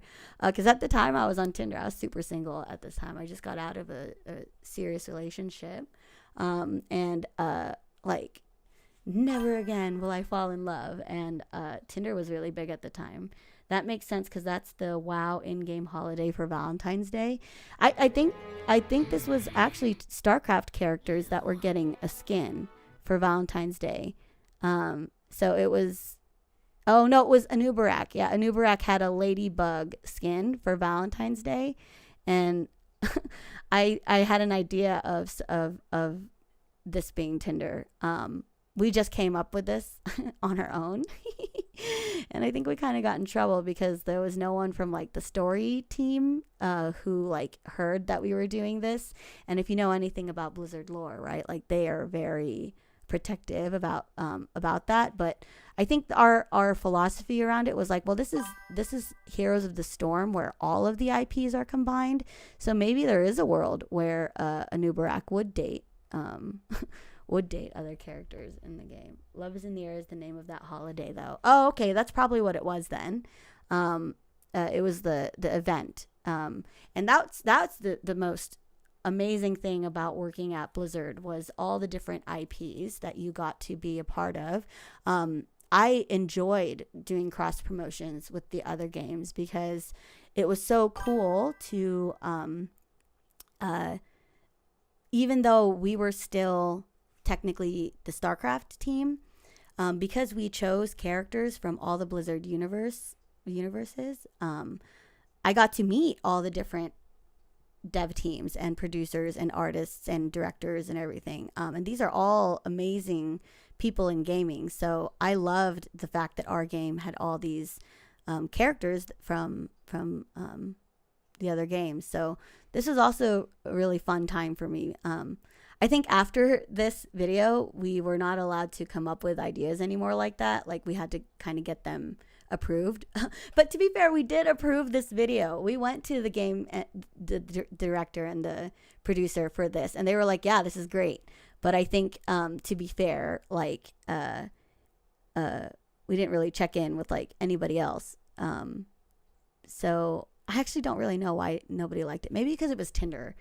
I don't know. Maybe that was not, like there's no way that there would be a Tinder in Blizzard or something. I don't know. I really don't know what the issue was. I just thought it was a fun video and a fun way to. Oh, you can even read these. Oh, that's right. Our graphics artist had a good time picking picking potential Tinder dates, and like this is Gaslow. Gold, constructing incredible feats of engineering that don't blow up till I want him to. Did I mention gold? And a little respect goes a long way. Gnome engineers, cough, hacka, dislikes, jokes when my yeah. So we actually went to the I think a writing at the time. I think his name was Justin. I don't know if he was there towards the time I left, but we had someone from the lore team help us come up with like fun dialogue for these. And I can also believe we might have like localized these shots. I don't know. That was also the awesome thing about Blizzard, was they really cared about their games being accessible for everybody. So I haven't thought about this thing in such a long time. But yeah, I had no more ideas accepted anymore. I guess it could have been the Tinder thing. That probably is not on brand with Blizzard, is promoting Tinder. I really want to find the photo of my desk when I started working on the art team, because you guys will get the vibe for sure. And I know we're like super long because I've just been going down memory lane here, but I do want to talk about, I do have a hot take that I want to talk about, and it's something that came up recently. Like literally yesterday, and I think Edward was in TikTok, Edward 702 on TikTok. I kind of blew up at him over this, so I posted a video on my TikTok about an idea that I had. Let me see if I can pull it up and play it really easily. Probably not, sorry. I should be better at navigating all this stuff, but we're just gonna go with our gut here. Oh, here we go. No, that's totally... Oh, no, that's the reply. I had an idea. There you go. I'm in the hot tub, by the way, because we have an inflatable hot tub for our son because he loves being in water. He's a water kid, so I use it in the mornings. I just had a thought, like a business idea. But what if you had Uber for, like, bodyguards? Like people to come hang out with you somewhere where you don't want to be by yourself, like without someone big and strong. Because I'm going to TwitchCon and I want to cosplay, but what I'm cosplaying at is a little revealing, and I don't know, I don't want to be like touched at all. So can someone make an app or something? So I had this idea. I posted it because I really actually see a lot of people talking about safety at TwitchCon. There was actually a girl, a streamer, who posted her TwitchCon boundaries on her Twitter because she was getting a lot of, I guess she was saying, you know, what she was comfortable with, what she wasn't comfortable with, and then people started like trolling it, like making fun of it. But I really think that's smart, like to communicate to your community, like if you're going to be at TwitchCon to meet me, these are like what I'm okay with and I'm not okay with. And then to see that someone like had made fun of it made me realize that like safety for anyone in general coming to these events, but also like women. I don't know why it's not already like understood to be like a problem, because so I've always had I was fortunate that I was always working a lot of these events, so I had a badge. I was always within reach of security, but I do feel like cosplayers specifically have like they spend so much time and money and effort on their costumes, and sometimes it's so elaborate and expensive, and then like someone wants to touch them or whatever, and it's uncomfortable for, I think, people to have to say like, no, I'm sorry, you can't do that. And so posting boundaries I thought was like very smart. I almost did it, but I was like, no one's gonna fucking see me there. But I realized like the costume I want to wear, my Krista costume, I'm dressed as a fairy, so it's very revealing. And I really wanted to hula hoop at the event because I've been hooping for I think like 15 something years. And I don't mean hooping like basketball hooping. I do a flow art is really what it's called, for anyone who does like festivals and stuff. I started hooping like so freaking long ago. I'm not gonna play this song because we definitely will get a copyright strike. But the last one I did was oh my gosh, 8 years ago. I did my 3 years of hooping video. This was 3 years of me learning from the internet. And so if that was 8 years ago, 8, 9, 10, 11, 12, it's been 12 years that I've been doing this. And this is an LED hoop that it actually broke, sadly. It doesn't charge anymore, so I'm trying to get a replacement one from the company, so I don't have to buy a new one. Oh, sorry, Jellybean, you said a monster dating sim game probably would be stupidly successful.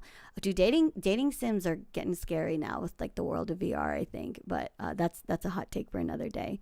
Oh, did you work out of the Nakatomi Plaza? Sorry, if that question was old, I don't know what that was for. Game, sorry. I think I muted my alerts, so things wouldn't. Yeah, I muted it. I'm so sorry, you guys. The alerts were quiet. So I want to do this at TwitchCon. So, but I also am going, I am going to meet up with friends there, but I'm going by myself essentially. Like I'm not in a relationship. I'm not going with a boyfriend. I'm not going with a bunch of friends. So, if I perform for people, this will be my first time. It would be my first time performing anywhere. And I'm not like hired or anything, but I would totally love to perform for real, like at a show or a con or something. So I really want to take my hoop to TwitchCon and like put up a tip jar or like have my username up or like a QR code and have people reach out to me, and I'll do birthday parties, dude. Like I love hooping for kids. It's probably my favorite thing is to go to parks, because that will take my son to the park and I'll bring my hula hoop, and while he's playing I'll hula hoop on the side. And when kids come up to me, I have the most fun because I just love showing, and most of them are little girls, but there are some boys too, but I love showing these girls that they can do something like super cool outside, right? Like my son's a tablet kid, so any chance I can get him outside and doing things with his body is great. And so when other kids show interest, I don't know how many hula hoops I've given away to cute little kids who like didn't want to leave, like they didn't want to leave the hula hoop girl. So I don't know if it's even like a thing in the hula hoop community, but if there was a girl or boy or a little kid who showed interest, somebody said, "May the force be with you in the new year," and I thought that was so cool, and I got it on video, but anytime there's a kid who shows a real love for the hula hoop, like they really want to learn the trick, like I always teach that, like try to teach them a couple tricks. The one that they really like is called an isolation. It's when I like spin make the hoop look like it's standing still, but it's really spinning. That trick actually looks so different on an LED hoop versus like an actual physical hoop. But that's the one the kids always want to learn, and that's the one I'm most happy to teach. I will give them the hula hoop that I taught them on, and I'll explain to the parent that like these are performance hoops, so they collapse. You can travel with them. They're made of a light plastic called polypropylene, which is a very popular plastic. There's HDPE hoops, which is a thicker plastic, and it's a lot heavier, but it's really preference driven at this point. But I want to perform at TwitchCon, but I don't want to worry about my safety. And I'm gonna call Edward 702 out, but he was cool about it because he made a comment on my TikTok about I think he said like you just want to have a boyfriend that will follow you around and not get jealous if someone tries to like talk to you and like try to gawk at your cleavage or something like that. Which, first of all, that was the first time Edward said something like that. I think Edward had commented a couple times on my videos. He made me realize I do this thing with my mouth. Like I bite it a lot. And I didn't realize I did it until he pointed it out. And I actually am so self-conscious about it now. I try not to. So I remember him commenting on my videos, like trying to show me what he meant. Cause I was like, I don't know what lip bite thing you're talking about. And so when he said that to me, I lit up on him because I'm really nice. If you get to know me, I'm actually really tame on comments and stuff.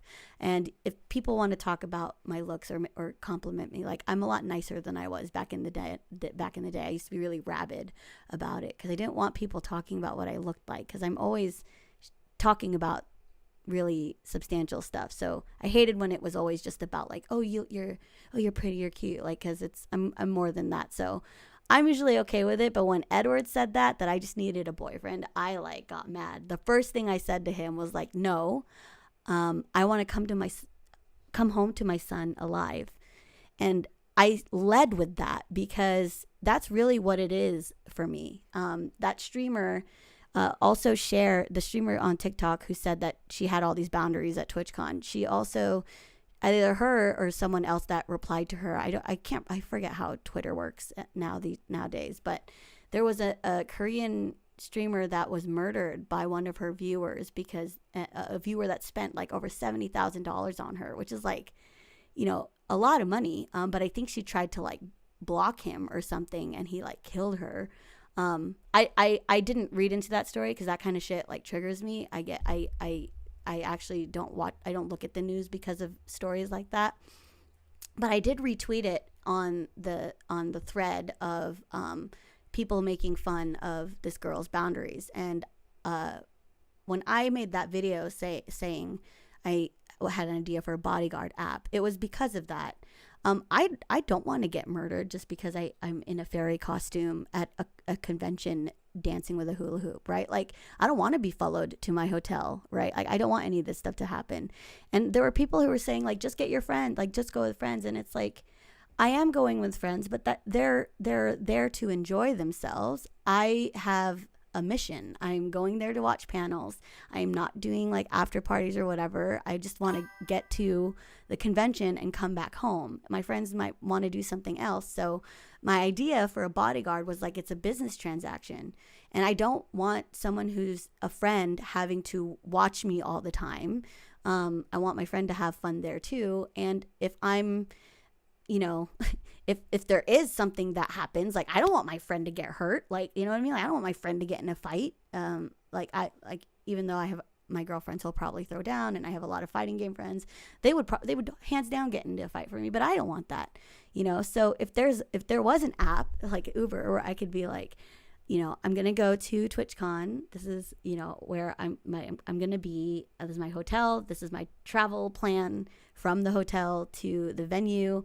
I just need somebody to walk me there or stand outside if I'm hula hooping outside. I don't want anyone to take my Bluetooth speaker. Like, this is all the stuff that I worry about when I go and I hula hoop at the park. And I just don't want to do that in a big crowd without, like my son and his dad are usually with me at a park. So I'm never worried because I have family there. And no one will bother me at the park. And I'm not dressed as like a fairy at the park. But I really love this costume. It's Krista from Fern Gully. But it is a fairy costume. And I love dancing. But I'm not doing this to be, I'm doing this to potentially hopefully get like performance jobs. Like, I would love to perform on stage with my hula hoop. I've gotten so much better than this video too. Like, a lot of these videos are so old. And there's even like, how do I see, I don't know how to use the things. There's even this hoop, which is actually not a light up hoop. This is reflection tape. You only see it glow if you're looking in the camera. So you have to have a flash on this camera, but it looks like a constant light, which you can't get something like this pure light ring from the LED hoop. And there's so many more tricks that look better when you use a hoop that is not LED, because the LED hoop has the blinking lights, and unless you're moving it in a certain way, you don't really get to see the pattern. So the way you're moving, you're doing the tricks, like some things look better with an LED hoop, some things look better on a normal hoop. And this is all stuff that I get approached all the time by other girls and kids and stuff, that they want to learn how to do it. And I would love to teach this to kids. Oh, Consti's in here. Consti's my DM guy. Shout outs to Dan. Men just don't understand or empathize with the female experience. Yeah. And not all men, okay? Not all men. Not you guys. You guys get me. You're all here. When I cosplayed as a female character, I was shocked at how often I was groped at. You were groped? I'm so sorry, Dan. I'm so sorry. They groped you? You should have groped him back. No, I'm kidding. But I mean, that's true. Like that. So I lit up on the TikTok comment because, first of all, I think he DM'd me directly. So he really wanted me to see that comment for some reason. And I had been really nice to him. So I was kind of upset that he would say something like that, because that's not why I'm looking for a bodyguard. I don't just need a boyfriend. I'm going through a divorce, like I don't need a boyfriend. I should be able to go to a convention dressed up as a cartoon character that I love and hula hoop without getting worried. And I know there's security there, but like I am not comfortable being touched, even like with people that I know. It's hard for me, and it's really only like my son at this point that I feel comfortable cuddling with. So I'm not a touch person, and I would not want to be in a situation where somebody wanted to like, oh, can I have a picture? And then I have to say like, no, sorry, and then get like trigger somebody for whatever reason, and then get followed home, right? Like that's a real concern. So I was a little harsh on Edward. I even messaged him like in my rant. I was like, I know you were just trying to be silly, but this is very serious for me, and it's not about me having a boyfriend. It's not about like people wanting to gawk at my cleavage. Like it's about me wanting to do something to share this dance with people, this my passion and my hobby, which I can't really do on stream when I'm sitting here, but I can do this at TwitchCon. Like I can stream this from my phone, and I would love to take song requests, right? Like if people had a song that they wanted me to hoop to, like I do so much better live than I do recorded. Recording my hooping videos is very hard because I am thinking about being in frame. I'm thinking about not making mistakes. I only used to record these videos as like a progress check so that I can see how good I'm doing. I don't do it like this anymore now because I know where I'm at as far as skill goes. I'm trying to practice doubles, so I'm trying to use 2 hoops now. So that's how I'm improving. But I feel like this is something I should be able to do and should be able to do safely at an event. And it really made me feel what's the word, like I had conviction for doing for what I was saying to Edward, because it's not just me who's worried about safety. Like people are pulling out of TwitchCon because of what's happening in the world right now. Like I think some big name YouTubers are not attending. And Twitch actually has responded by saying like, oh, we have more security detail. I gotta find that tweet. It was so freaking funny. We have like more security detail. Don't like, we're taking it seriously. And they showed like all these like security. I repost so much shit. We have all the security, and then somebody mocked it with like a picture of the mall cops people, the mall cops movie. How do I get to my profile? Okay, there. Sorry. Where is it? I think I shared it on here. Oh, here it is. TwitchCon's news security. This is funny for sure. Oh, Mike came here because this is Lila. Totally get what you mean. Yeah, and that's why I wanted to talk about this hot take on my show, because there's a lot of girls on my streams now, and I feel like it's not just me that's sick of it. Like, it's not about me having a boyfriend or anything. Like, I just want to be safe. I don't want to be touched. And like, I don't want to have a shitty experience where I come home to my son we're already struggling. I don't want to get all messed up, emotionally or mentally because something happened to me at this event that was supposed to be nice. How do I see where? Oh, there it is. TwitchCon has confirmed that armed law enforcement will be present at TwitchCon 2025. The statement comes after several streamers such as Pokimane, Hassan, Valkyrie, Asmongold announced they would not attend.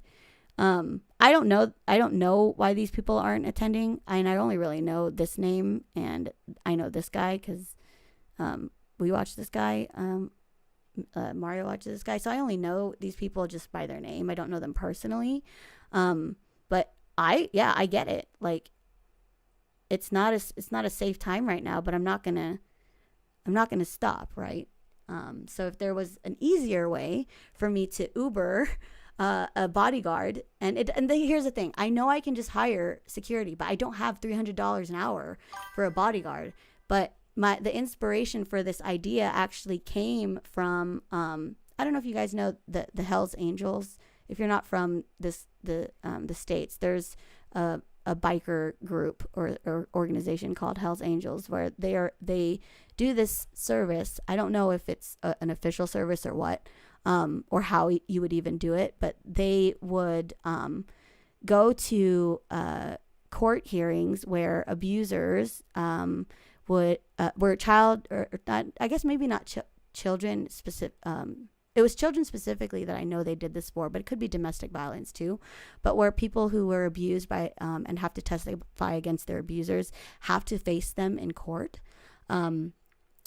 They have to sit there for the entire process, and this person that has abused them is in the same room. And so these Hell's Angels, these big biker guys, would go and they would sit there and they would sit around the child, so the child didn't have to see the person that harmed them, or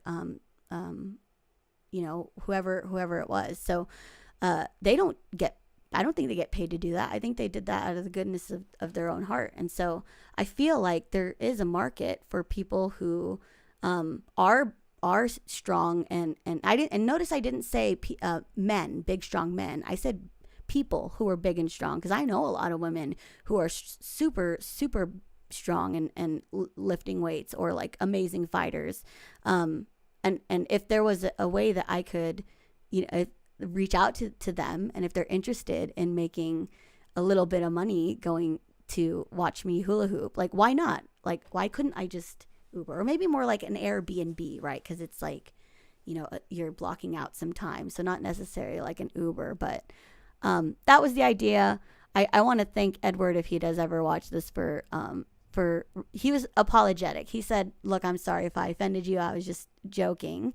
And I was like, this isn't a joke to me. Like, I am silly all the time on stream, but for this topic, like, I just want to be safe, and I never used to be afraid of this. Like, I was just showing you, I went to China and I was like 24, 25. I would travel alone all the time, but when you're traveling alone, you're like at airports, you can be in hotels, like there's ways to do it safely. Like, I don't know how I'm gonna get through the convention wearing something like that without like even bumping into people. So I'm 4'11", so I'm tiny. All my best friends have always been tall, and every time I'd go somewhere, like, I love having someone big that I can walk next to, so no one steps, like, literally no one bumps into me or steps on me. I'm already worried about that, but like, to have to also worry about someone touching me, like, I don't want to do that. So that was my take on it. That's my hot take.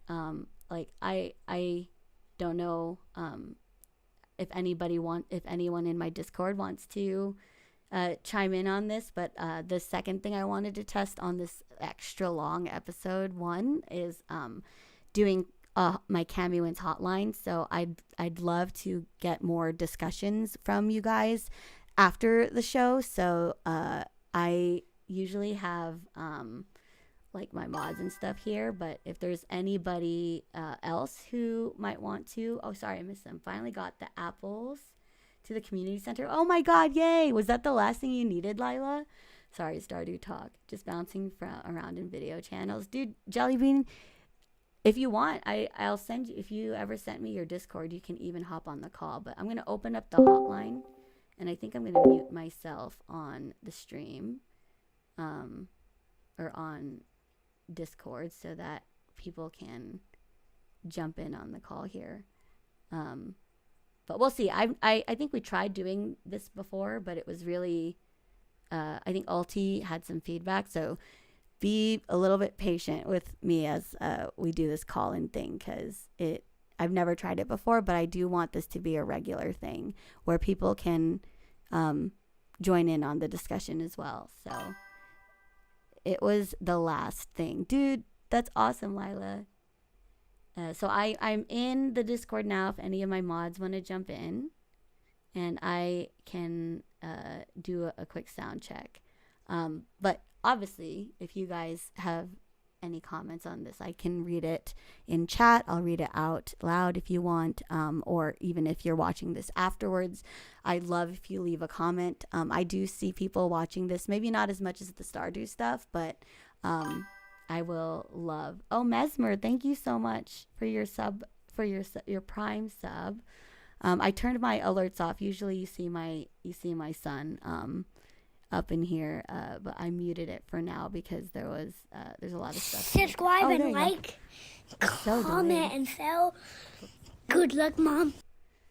Yeah, that voice, man, that's the reason why I asked about a bodyguard, like if I could rent a bodyguard, because, you know, even though my co-parent and I are both unemployed, like there's more of a chance that I can find something that can support us on a single income than he can in his field, just because of how tech works these days. And so if I have an interview actually when I come back from TwitchCon that I'm really hoping I get, because if one of us doesn't get a job before the end of the month, like we'd have to put our 30 days in, because we're renting this house. So I need to come home to my kid. So the whole TwitchCon security thing, like, yeah, we can joke about it for sure, because like maybe it's nothing, maybe it'll be fine, but maybe it won't, you know. And I won't have anybody there. Like I'll be by myself, and it doesn't mean that like I should go find a boyfriend to go with me. I should be able to just go by myself and enjoy it, because I mean, I really want to learn from these panels. Like I want to be there. So I don't know if anybody's joining the Discord. Maybe not. Maybe all my mods are asleep. But maybe we'll try this again tomorrow. We can always rehash some of the discussions too. That's actually probably going to be my favorite thing, if people called into the show and they're like, back in episode 1 when you talked about TwitchCon security, I had a hot take on your opinion. I don't know who sounds like that. That's just a voice. Oh, okay, hold on. There was a message. Oh no, never mind. Maybe not. So I don't really have any more topics left. Like I said, this is just my hacked together episode 1. I was supposed to have a guest today yesterday for the episode, but my stupid car broke down, you guys. Okay, there you go, Jelly Bean. I will add you, and then one of my mods will delete this, so that could I come, but hubby, I could come, but hubby went to sleep, so just don't want to wake him up. Oh no, don't worry, Lila. We'll get you next time for sure. I would love to get more females opinions and stuff. So I am getting you on the line, Jelly Bean. Give me 1 second. I think I got you. Can I just call you? I'm just gonna call you. I'm gonna hop off the server and just give you a call. Can you guys hear that?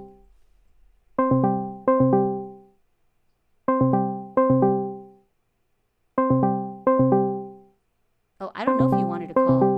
Wait, did you want to call, Jelly Bean? I assume you did. Calling you.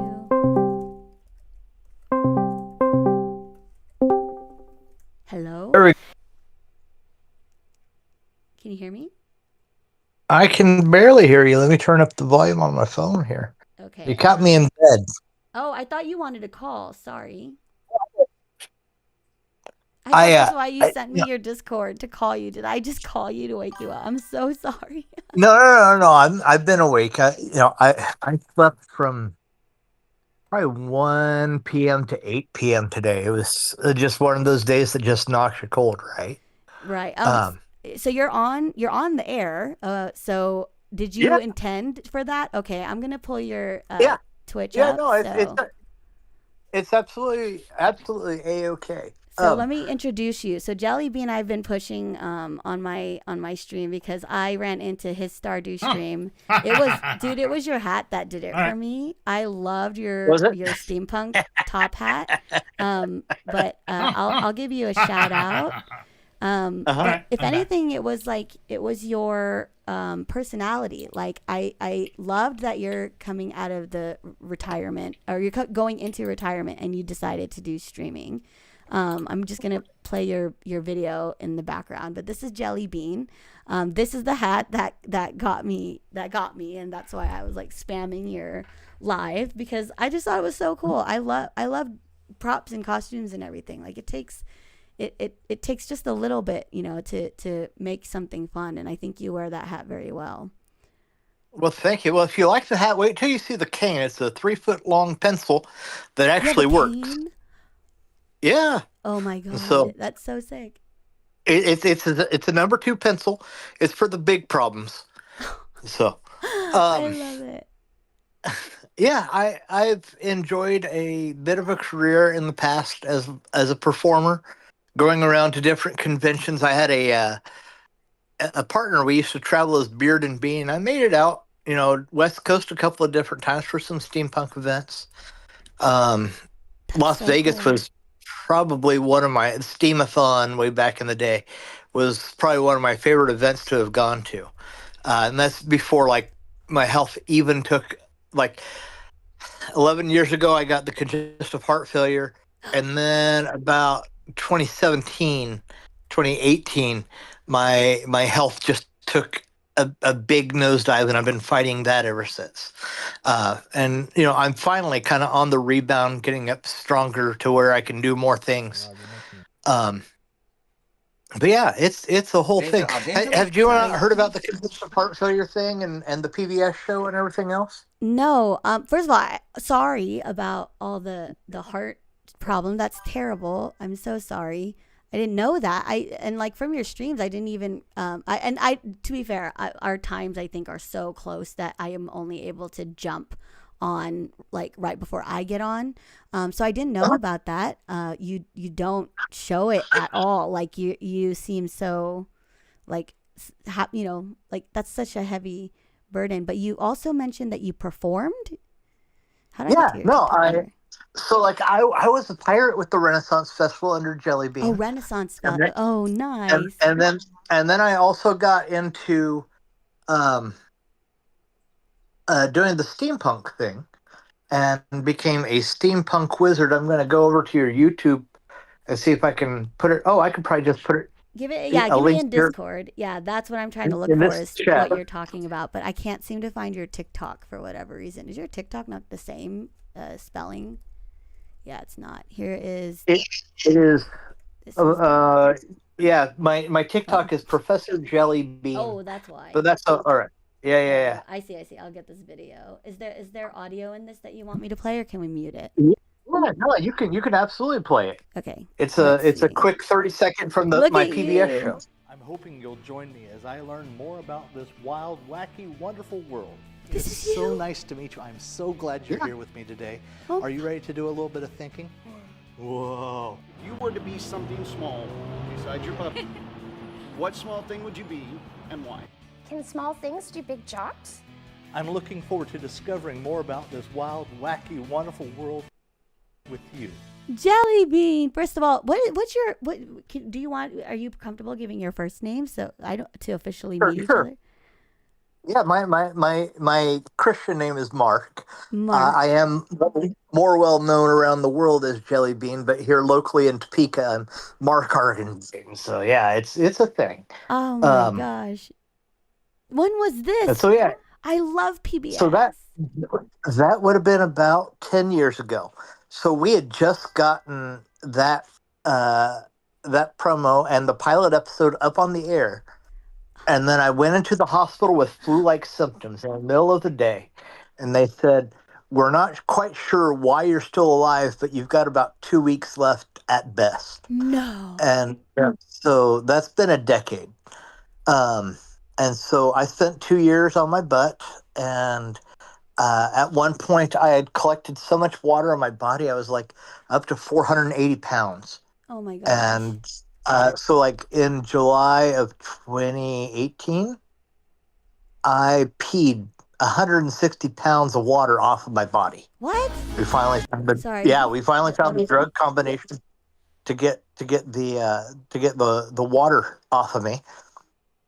And then I got healthy enough to come up. No, that would have been 2016. 2017, I moved to Topeka when my mentor used to write a little show called Mr. Wizard's World, and then he wrote a little show called Mythbusters. And he's the guy. Yeah, he was the guy who taught Adam and Jamie science, the same guy who taught me science. And he's actually from here in Kansas, and he used to go to this little church camp in Topeka, and they wanted a massive fundraiser put together, and so I put together Topeka Haunted Woods, and have been in Topeka ever since, and just kind of done the things. What And was it? What was it? 100 Acre Woods? Topeka Haunted Woods. Oh, Haunted So it Woods. was like, yeah, it's like 40 acres of woods in the middle of Kansas, in a small city, right?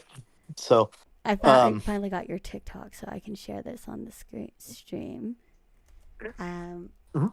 There you go. You have weight. Yeah. So did you hit your goal on TikTok? You said you were close to a 3,000. There you go.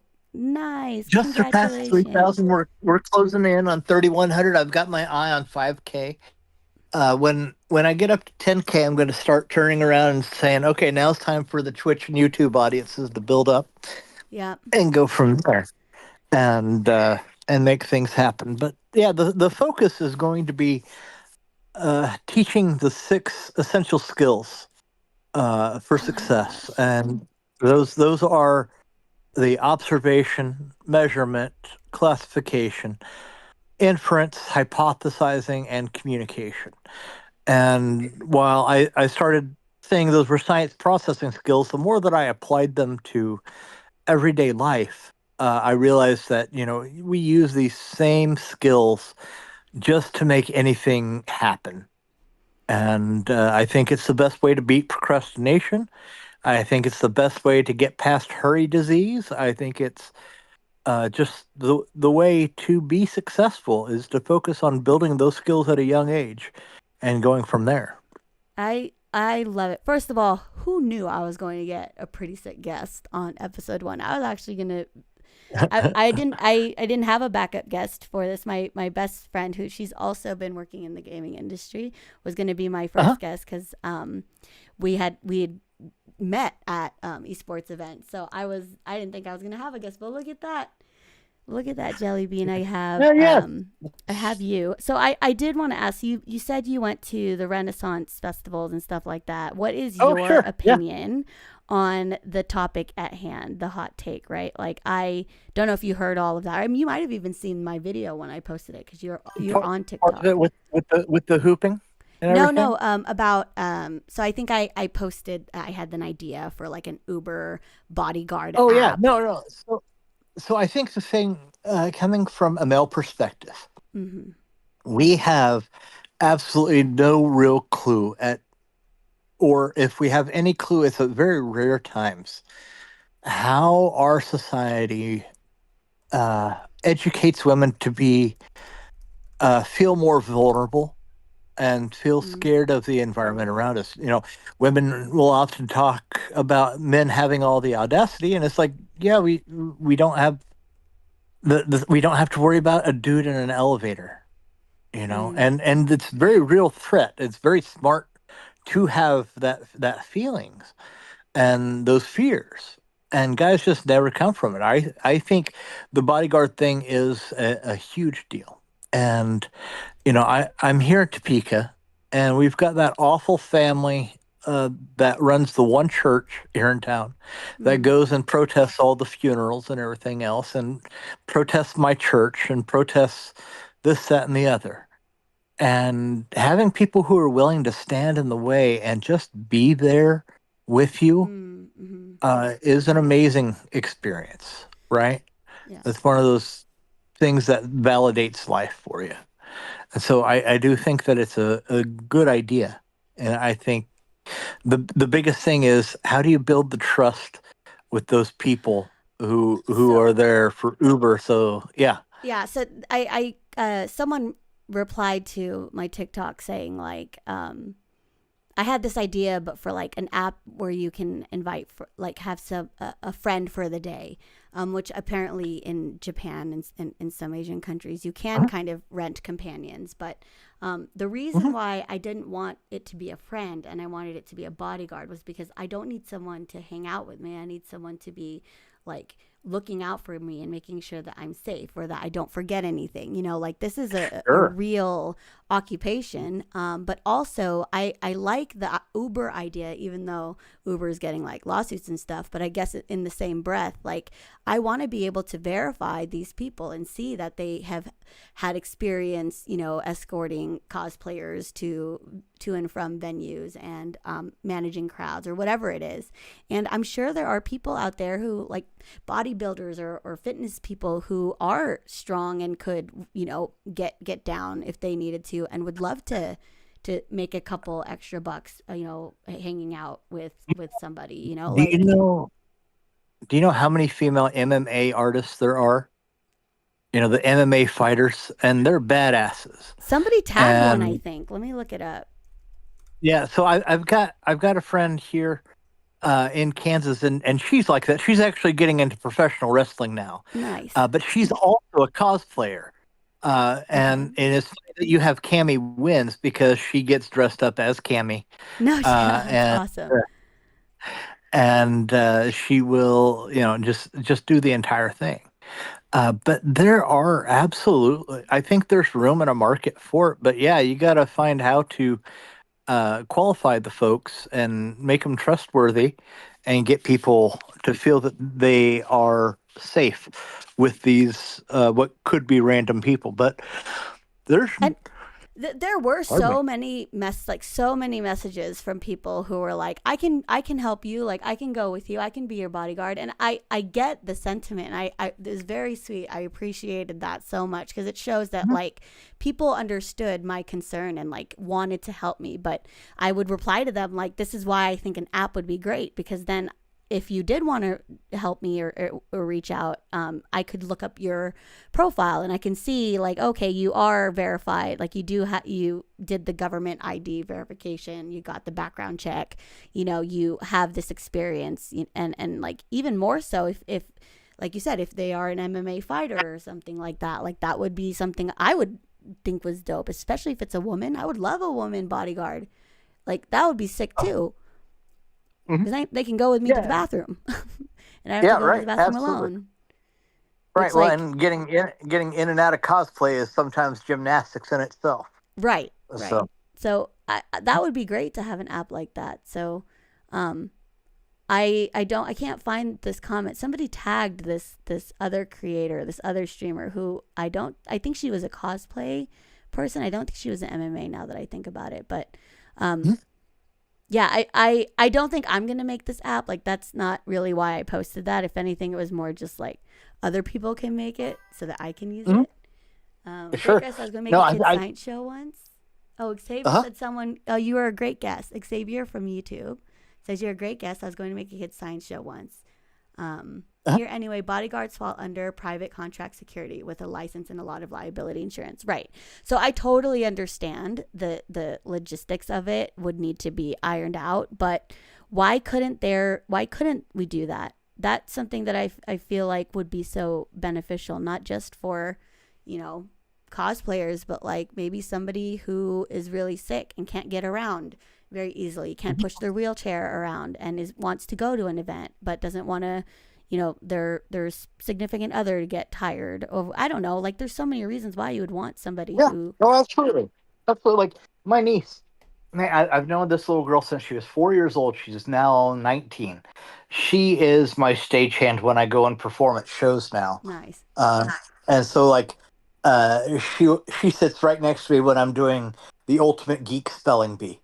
And so cute. She's just there, and she's learning the theatrical arts and everything else alongside of me, and everything else while she's at school. But yeah, having that helper is a huge thing for people with disabilities. It's a huge thing with people who have any kind of fear, and I think another app that could be wildly successful would be Con Buddies or something like that, where you find people who are going to the con, you meet up, then they may have similar interests, may have similar social anxiety problems, may have similar this, that, or the other. That's I think that's what started happening with that tweet. I really can't find the thread where like there were a bunch of other girl streamers who were like kind of standing up for that person who made the boundaries thing. But I should probably tag them in this episode at some point, because that's what sparked me to bring it up on my TikTok, because I can't be the only one who's worried about this stuff. And if there is a way to put this together, even if it isn't like an official app, maybe it is like a Facebook group, an organization of people, and like we all go on this together, and we meet up, and maybe other cosplayers will help and want to watch. Like I don't know. Yeah. No, I'm absolutely there. However, it was something you were saying about your time at Blizzard that made me say, I've got the project that you should probably do. Okay. Are you familiar with the game Date Everything? No, but that sounds like something I would. What's it? Date Everything? Date Everything or something along that lines. It made some waves and it's kind of subsided now, but it's essentially where you can like date your bed or the toilet or bookshelf in your house, right?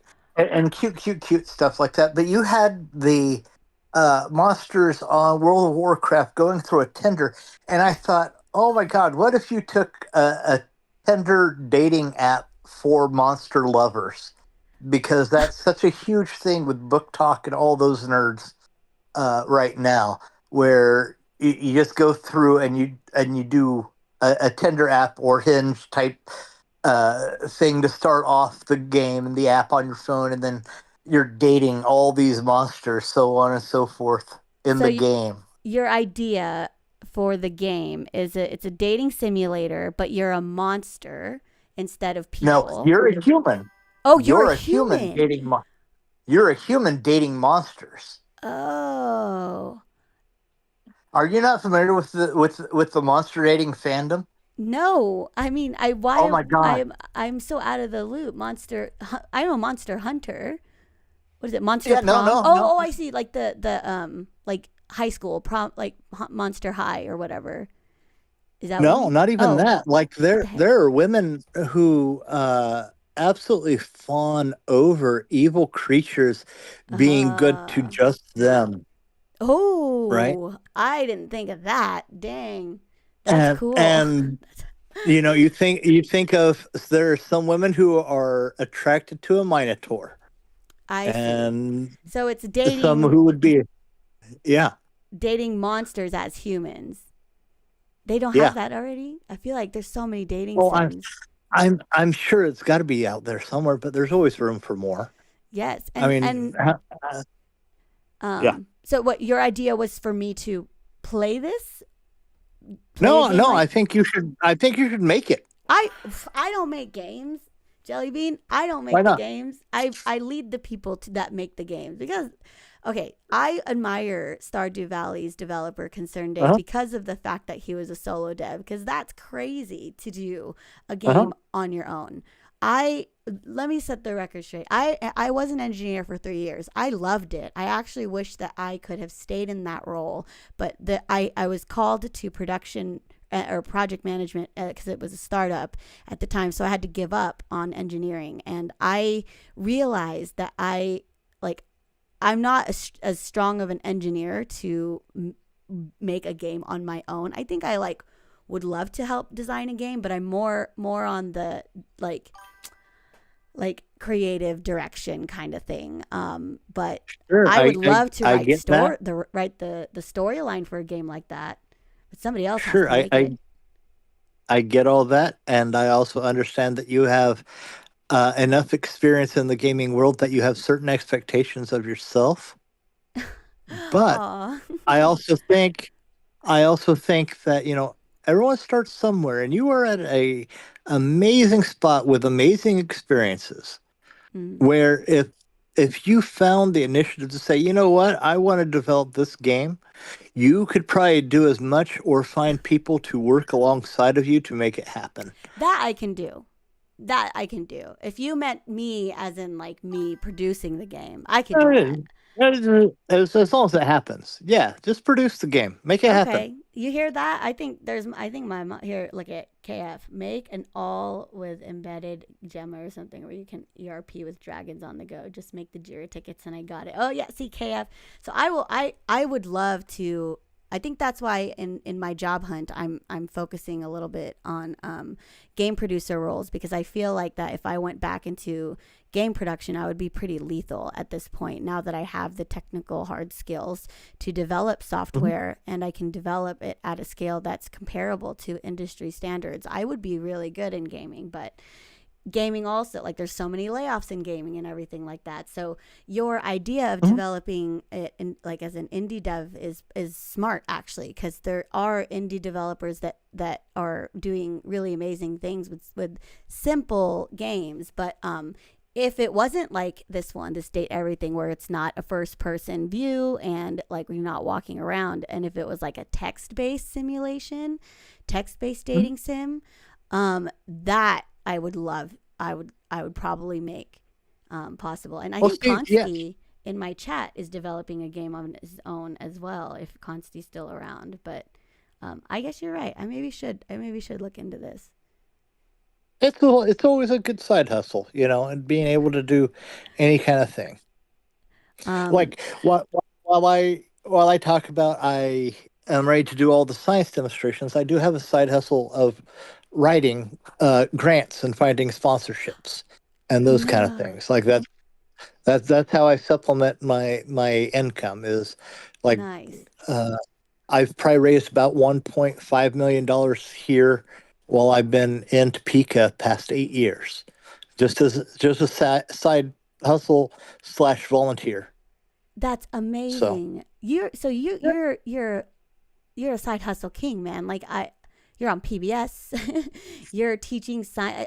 First of all, science is something that is so special to me, because it was the one subject that I could confidently say, as someone who had ADHD my whole life, that I really loved from the very beginning and I excelled in. So I love that you did this PBS show. I wish I was on PBS, dude. I still pay for PBS. But yeah, I wanted to read some comments. It says, it sounds like Cami sort of herd cats, a bear. So the term herd cats is one used a lot in production and project management. But I do think that it's the mentality that you're herding cats is also adding to probably some of the problems, because I didn't herd them. I led them. I supported them. I'm really good at creating automated workflows, especially now that I can write my own scripts. There was no need for me to write action items anymore, because I would take the meeting recordings and take the transcripts and convert those into actual Jira tickets that were automatically assigned to people based on the context of the meeting. There's a beauty in being able to leverage technology to take off a lot of the grunt work around technology in order for us as humans to perform and do the things that only humans can do. I say it all the time on my stream. I even posted it in my LinkedIn once, where it's we live in a world now where AI can take a lot of that off our hands. And obviously there's some stuff that I think AI just shouldn't be doing. But it's there now. And I think if anything, if you are human and AI is encroaching on your space, it's even more important that you find the one thing that only you can do. And that's what you hone in on. There's also another comment here. Xavier says he's talking about book talk smut, which I'm also a huge fan of. I mean, look at here. I have my dragons from Fourth Wing. So I know the book talk smut. And that's why this show is 18 plus, because I think there's a place for all that stuff. And it's really enjoyable content. Morning Glory Milking Farm Google. You want me to Google this, Xavier? He wants me to Google Morning Glory Milking Farm. Do you know what that is? I do not, but This is going to get me in trouble. boy, howdy. It's Monster Bait Romance. Oh, is that what you're talking about? Yeah. Yes, this is the Minotaur thing. Thank you, Xavier. I think this is okay to show. There's nothing on here. So this is what it's a Morning Glory Milking Farm Monster Bait Romance. Monster Bait. What the heck is Monster Bait? Is she the bait for the monster? I think you're gonna get into some NSFW stuff if you follow That's okay. the term monster bait. It's 18 plus. Oh, I'm not going to go that far. I just wanted to see what he meant. So yeah. I love the concept of creating media or entertainment or games for this space, and that's why I have this 18 plus, because if intimacy and sex and physical contact was not so taboo in my household, like kids were just never allowed to see it, or teenagers were never allowed to talk about it, I don't think I would have put myself in really poor situations when I was living on my own very, very young. If I would have been taught some more well adjusted to it. Yeah. It's the same concept as if you now they're telling or the popular approach, I think, for preventing sexual abuse in children is to educate them about their bodies and have them talk about their privates with their actual names. Like you don't call it like, pee-pee or wiener or whatever. You call it, penis, because that's what it's called. And it's just so that the child doesn't get manipulated or hidden, or these terms get hidden and they can get abused because they just don't know that no one's supposed to be touching you there, right? Like there's so many books and stuff that are coming out now where it's educating for like children's books of like, no one has the right to watch you get dressed. No one has, the right to touch you in places. So, and like what to do if something happens. So, it's really important to me that I in this platform, especially because I'm a woman, and especially because I know there's a lot of girls that watch me, young girls too, like in their early 20s, that I talk about these things because I have younger sisters. I have 4 of them actually, and I feel like I want to make sure that not just the internet space that I'm on is safe with them, but it also the world that we're shaping because of this. So, I would love to write monster smut games. Maybe if it was more text based, I can make it happen. But we started off on the internet doing MUDs, so it can absolutely, it was all text based dungeons. MUDs. Multi-user dungeons. I haven't heard that. MUDs.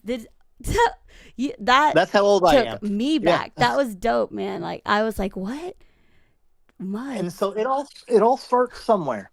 And that's true. The girlies who love reading these monsters, the Fae books, the Fae romances, so on and so forth. Yeah. Everyone who goes to these Fae balls, they love reading. And so they're not going to be against that. So make it a text-based game where you could put in some simple art, so on and so forth. Oh man, I'm already kind of thinking about it, because if it wasn't like 3D, if it was 2D art, which is a lot easier to produce, you could do character customizations that you can make your character look like you if you want, and like have skins and stuff. You could do it on the 8 or 16-bit level very easily. Yeah. And still get an audience attracted to it, because it's all going to be about storyline and marketing, Right. and those are the things that sell things, and then to keep them going is the gameplay or the concept, and so And that and that's an that's interesting the note thing. to like leave on, because I'm like getting to almost Yeah. 10:30 and I haven't even played the game that I was gonna play after this. But I love where we're leaving it, because um, I don't really have a plan for this show. I'm just kind of going with like my gut. But I have considered doing NSFW Stardew Valley mods, because there's a lot of them out there, and I'm curious, like I obviously don't want to like make things that are so vulgar and obscene that nobody can watch, but I do think there's a space for that in, like you said, in gaming. And I don't think it's for kids, obviously, but I'm an adult gamer. I'm an older gamer, like I don't really see video games being just for children. If anything, I'm kind of scared of the world that's coming up with VR. And my son's been asking for a VR since he saw it on a YouTube video, and I have not even entertained it, because not only is it crazy expensive, but I don't know what that does to his development, because he's only 5. He already spends a lot of time on the screen, but like I can't tell him to stop. I spend all my time on the screen, like I can only put boundaries on him and take him outside as much as I can.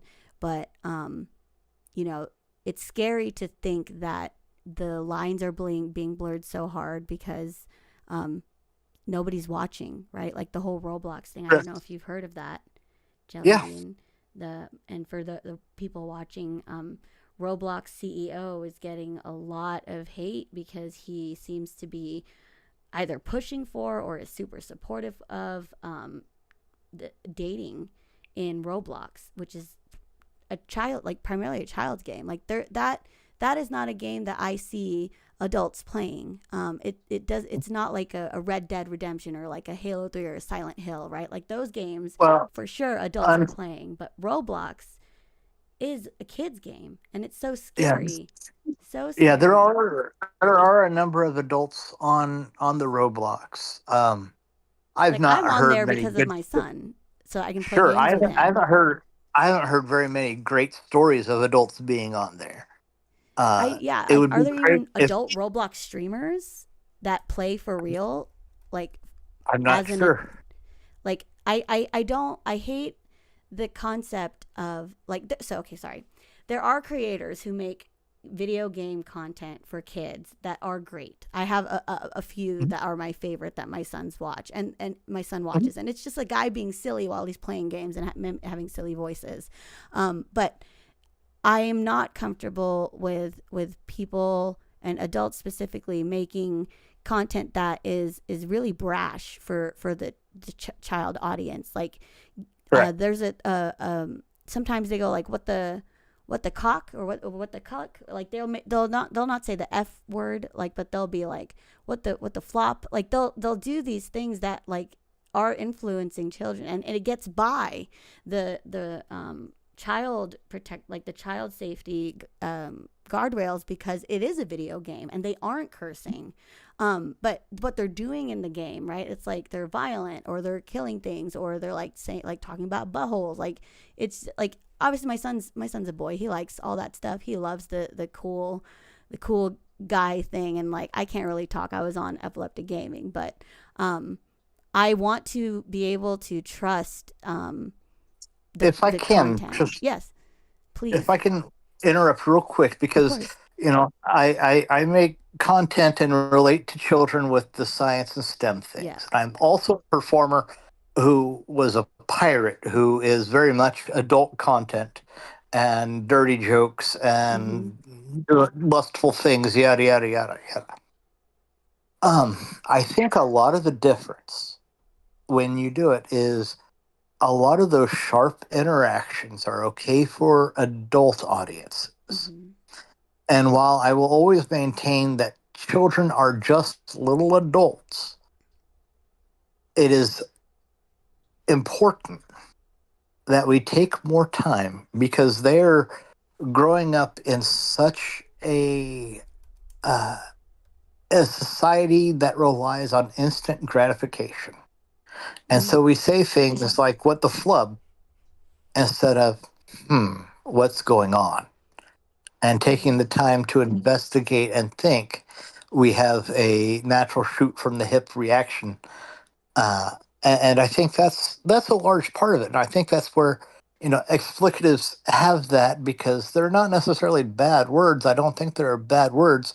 I do think there are bad intentions, but Agreed. those explicatives are just to show how excited someone is about or how surprised, and Well, they don't I think have there's a better difference. term to think about. I think Yeah, there's a difference between the expletives and in a sense of a reaction. Like I don't care if my son's like, "Oh my god," because he got scared, right? I tell him like that's okay because he got scared.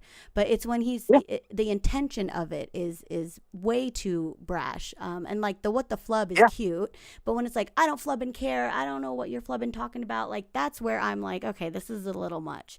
And that line is right. so blurred when you look at this children's content or supposedly children's content.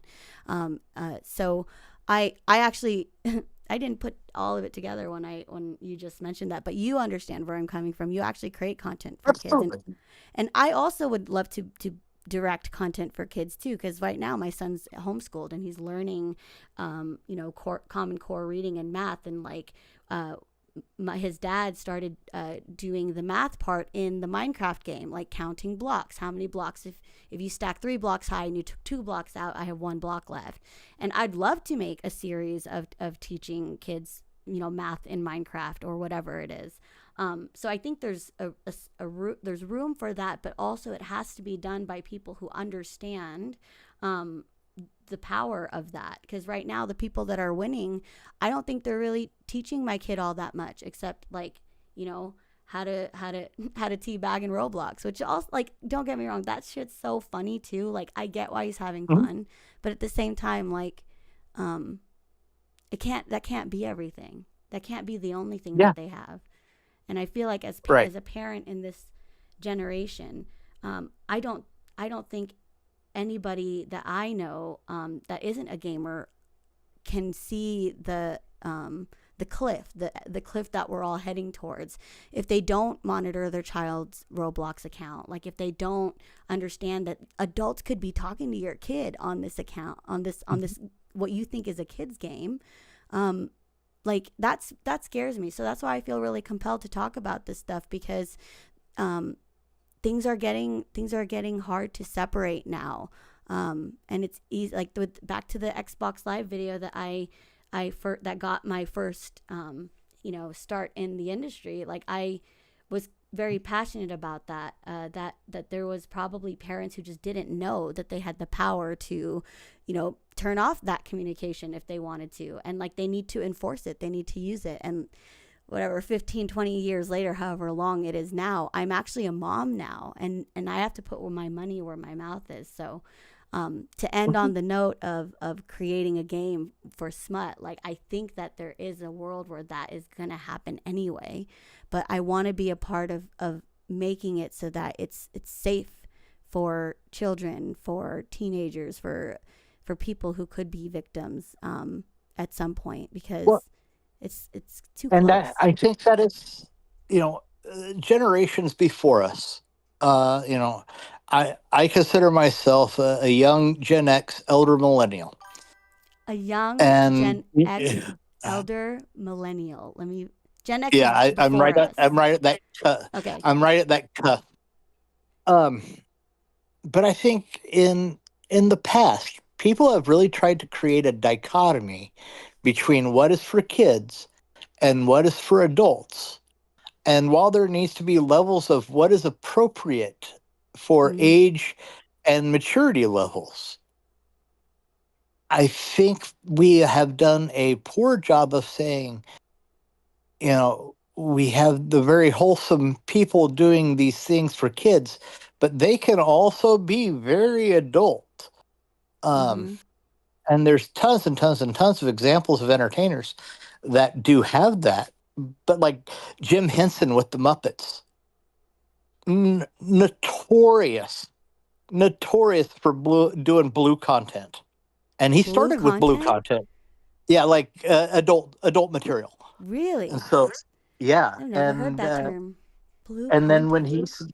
when he got into Sesame Street, or when you're performing blue, you're performing adult content, cuss words, and adult Oh, got it, situations. got it, got it. I see. Uh, and so, but he started blue, and then he went into working into kids when he got the gigs for Sesame Street and the Muppets and so on and so forth. And it's like you've got the Sesame Street, which is for that very young audience, and then the Muppet kind of gets you anywhere from 7 to 48, right? Mm, And yeah. then he's got stuff that would have been 21 plus. Well, And I um, don't think we do a good enough job talking about people can multitask and they can write monster smut and then also have very good children's books. oh, that's I think where I'm coming from, because like obviously, you know, like I'm very comfortable in my like sexuality. I talk about being bi. I talk about, you know, like loving old men in Stardew Valley, and it's all fun and games because it's my space and I am sharing something that I like obviously enjoy. But I think it's the people like us who can do these like blue content that you says that can see how far away it is from the innocent side. Like I think in a way that we almost can probably be better at that. So I don't know what if there's probably a psych reason for that, and I know I might have some psych people in my chat or watching, but Lazy Luke has actually said the game VR chat is similar to what you are saying. I've seen people on my Steam that are in that, and I have no idea what that is. When I was little, Muppets was grown people comedy. Yeah, a bear. That's I think what I'm trying to get at is that Blippi also had like a darker past, and then he created Blippi, which is it's huge for children. So you're right, it might be something there. So I don't know, maybe that could be the topic of next week's episode. I definitely think it's a theme right now where you know, it's getting scary with the internet. Like there's a lot of things happening that even I talk to my mods about, where it's like kind of sad to see news lines and stuff now, because it's my son's going to be entering this world, so I feel very compelled to be a part of making it safe. So it's a Roblox 2.0. Jesus Christ, VR chat. That might have to be the topic for next episode is Roblox, because I'm not sure who is paying attention to that. There better be some people who that can do something about it. Otherwise, like, I'm gonna have to tell my son he's got to stop playing Roblox if there's no way for me to stop the craziness from happening. So have you heard of VR chat, Jellybean? Lucas just told me about So here is my hot take on it. Is there are all sorts of people who can. There's probably a lot of people who won't. But it is up to us with the children in our care that we develop those skills that they can say, you know, maybe this isn't healthy. Maybe this isn't right that I participate in this. And what is good? What do I want in my world? And those are so hard things as a young kid who sees, oh, this is really cool and this is popular. You're And they're saying doing that it's on us to teach the children to what was to the skills to take care of themselves. That's our entire job as adults with kids around us. I think teaching those skills.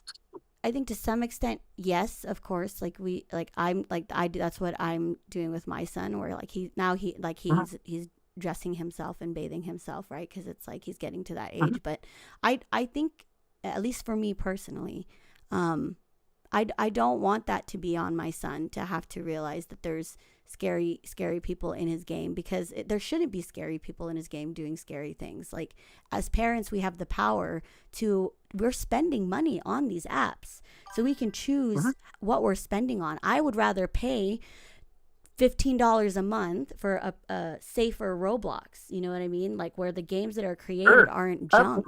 The games that are created are educational material. Like, if there was a Roblox that was really made for children, that I would rather pay for, you know? Like, I understand what you're saying, but it's so much harder nowadays. Was that geared for Jelly Bean Lucas? Because I that's kind of where I was coming from, is that, like, it's so hard for my son to even think about not playing Roblox anymore, that I don't want to take away the game, but why can't I make it better? People make these Roblox games. Like, there are Roblox game creators, so why can't we just have a higher standard of what games we allow on that platform? Or if they want, I will pay for like $30 a month, like I pay YouTube. That's the max I will pay for any subscription, because YouTube gives me so much more. And if you can't give me as much as YouTube, I'm not going to pay $30 a month. But I would pay for a safer $30 a month Roblox, one that is not like subconsciously corrupting my kid, you know? Like, I don't know. Absolutely.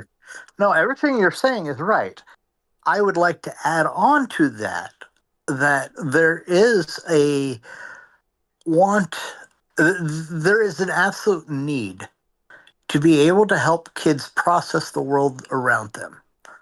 And they are going to run into things as much as we don't want them to. And if we can build those survival skills, those how to deal with trauma skills, those how to navigate through tough times skills, I think we will be doing a much better job for them than what we could have been doing otherwise. Yeah, 100%. I think maybe because I'm so fired up about it, I think I'm taking it even further than that, Jelly Bean. Like, I want to make it so that you couldn't even make it happen, right? Like Sure. I'm in this field. I have this network, and I'm not the only parent who's concerned about this. So is it possible to demand that kind of safety standards across all games, even especially if your game is primarily used by children, right? Like I don't know about putting laws in place, because I kind of have given up on any of that at this point. And I'm not getting into politics on the show, but like, I think there has to be something more that can be done as a parent to guard my child from even having to cope with that, you know? Absolutely. And while I agree on your premise and where you're at, and definitely the passion, I also know that for everything you set up, there's going to be ways to get around it. Yeah, but it's better than what And we have now. Absolutely. You know? Absolutely. I'm always removing people from my son's friends list, because they'll like just add him, and I'm like, who's this? We don't know this person. And I'm like removing them. Like I should be able to just make sure my kid is playing with other kids. Like how can that not be the most important thing for your game when there's children on it? So anyways, we're way over time. I was like, I'm going to do this for 1 hour, but I hope you guys enjoyed it. I hope you enjoyed being my first official guest, Jelly Bean. What an awesome guest, you guys. Shout outs to Jelly Bean. Please follow him on all his things. He's so sweet, especially you're like watching you on live is such a treat. You just started a Stardew playthrough at doing the Joja Mart storyline as Trump. Would you like to explain about that so you can promote yourself a little bit? Yeah, it's a little bit more of my risque kind of thing. So we've got the Trump playthrough where I use the name glitch to get a treasure chest each time someone says the character's name in game. So you get unfairly rich, and I'm going to run with a JoJo Mart and do some chaotic things in the game. And my friend Ben, who's playing along with us, he's going to jump on at 8 p.m. He's such an amazing creator with Brass Engine Studio. But he is like if I were to say, here's what embodies a Boy Scout, or here's who I think would be most like Superman, uh, it would be Ben. He has that personality where he just wants the best for everyone, and he wants to Do you do have his everything handle by so the I can rules. share it? Yeah, well, on the TikToks, it is brass.engine.studio. Breath? And Brass, Brass, Brass. Oh yeah, Brass Engine Studios. That's right. Brass Engine Studios, and so I got it. he's done a couple of different variations of Brass Engine, but he was also man, he kind of looks like a um young gosh, what is the name of that martial artist that everyone was into? Chuck Norris? Chuck Norris. Yeah, he Oh looks like God, a young Chuck Norris or a young Obi-Wan Kenobi, right? And he is just that guy. So anyway, he wants to do everything by the rules, and he's not not multi farming with you, right? You both are on the yeah, same farm. multi-farming, and so he's doing all these things, and I'm just being a pure agent of chaos while he does the good guy thing. So it's kind of like getting a paladin and a bard sitting at the same table, playing the same game. And so his business looks like he makes handmade things. Yeah, he is This an is amazing beautiful. trader. He made With these. Yeah, and he's an award-winning cosplayer, and we built a project a number of years ago when I was out at that old church camp. We did camp cosplay, and we would teach, like, here's how to sew, here's how to do 3D printing, here's how to use thermoplastics, here's how to move your social media forward, here's how to use foam, so on and so forth. And it was really handy, and it worked well for that particular spot. So this is But he's making these, and he's a uh cosplayer. So he's got all this equipment like laser etching and all that stuff. Like he cuts the he leather. sure does. While Yeah, upholding. That's dope. he's got an old farmhouse he's redoing out in Missouri where he lives. And he's just on the outskirts of Columbia, Missouri. He's setting up a large laboratory where he can invite people out to learn these things, and they can intern this, that, or the other. But if you check out his Etsy store, he has just amazingly beautiful work. The eye of quality, he really is my paladin friend. That's so And cool. it's absolutely cool and amazing. I shared his website link to the chat, and I have it on the browser. So this is so sick. Oh my God, I wish I could buy these coasters. Oh, I thought it was a coaster. These are wallets. Yeah. These are Ninja Turtle wallets. Yeah, you can get. He has a series, quite a number of series of coasters from slate that he will laser engrave. Then he also makes leather wallets. He does some woodwork. He's allergic to the sawdust, so he doesn't get to do it nearly as much. And you play with him on Sundays, correct? Yeah, correct. Okay. I could go on and on, but yeah, you got to get me off the air. Yeah, well, I'm gonna Sunday night 7. I was gonna say I do want to Central. play with you guys because I have been looking for a group to do a multi co-op farm with, and with the way that I play, like I'm not a cozy gamer. I want to lock shit in, so you guys understand that. So I do want to get in on Sunday. I just don't think tomorrow because my car situation is the way it is right now. You take care, you do. There'll be plenty of times to play in the future. And then maybe I can bug him to be a guest on my show and talk a little bit about all this cool stuff. Okay. Yeah, put in a good word for me, and then I'll reach out to him directly. But thank you so much for being on. I'm going to try to wrap up this 3-hour-long episode. This is crazy, you guys. Thank you, Jelly Bean. All right, we'll see you later, sweetie. Oh shit! I always do that. I'm the worst at hanging up when people are saying bye. But if I ever hang up on you on accident, like I'm so sorry. So this is going so long. I'm really sorry about it, but I feel like it's been a long time coming. I hope you guys enjoyed it.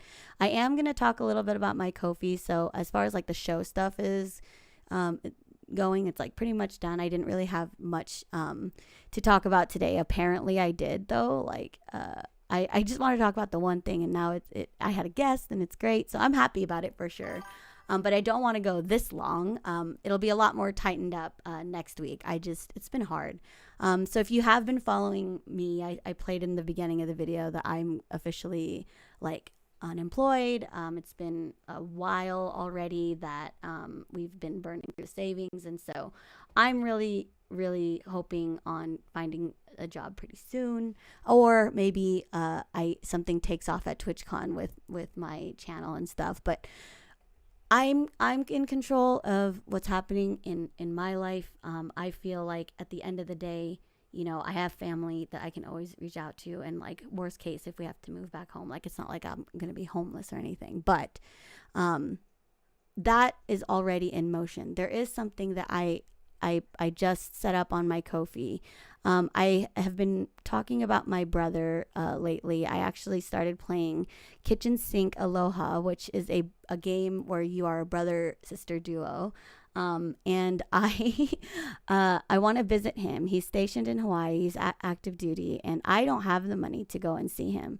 And I'm not just talking about like the plane flight there. Like I need money to leave behind for my son. So the days that I'm gone, like he's got something, if there's an emergency, I need to get groceries, like enough groceries before I leave. So obviously the travel expenses over there, I'm going to try to figure out how to put together. I did cancel my birthday.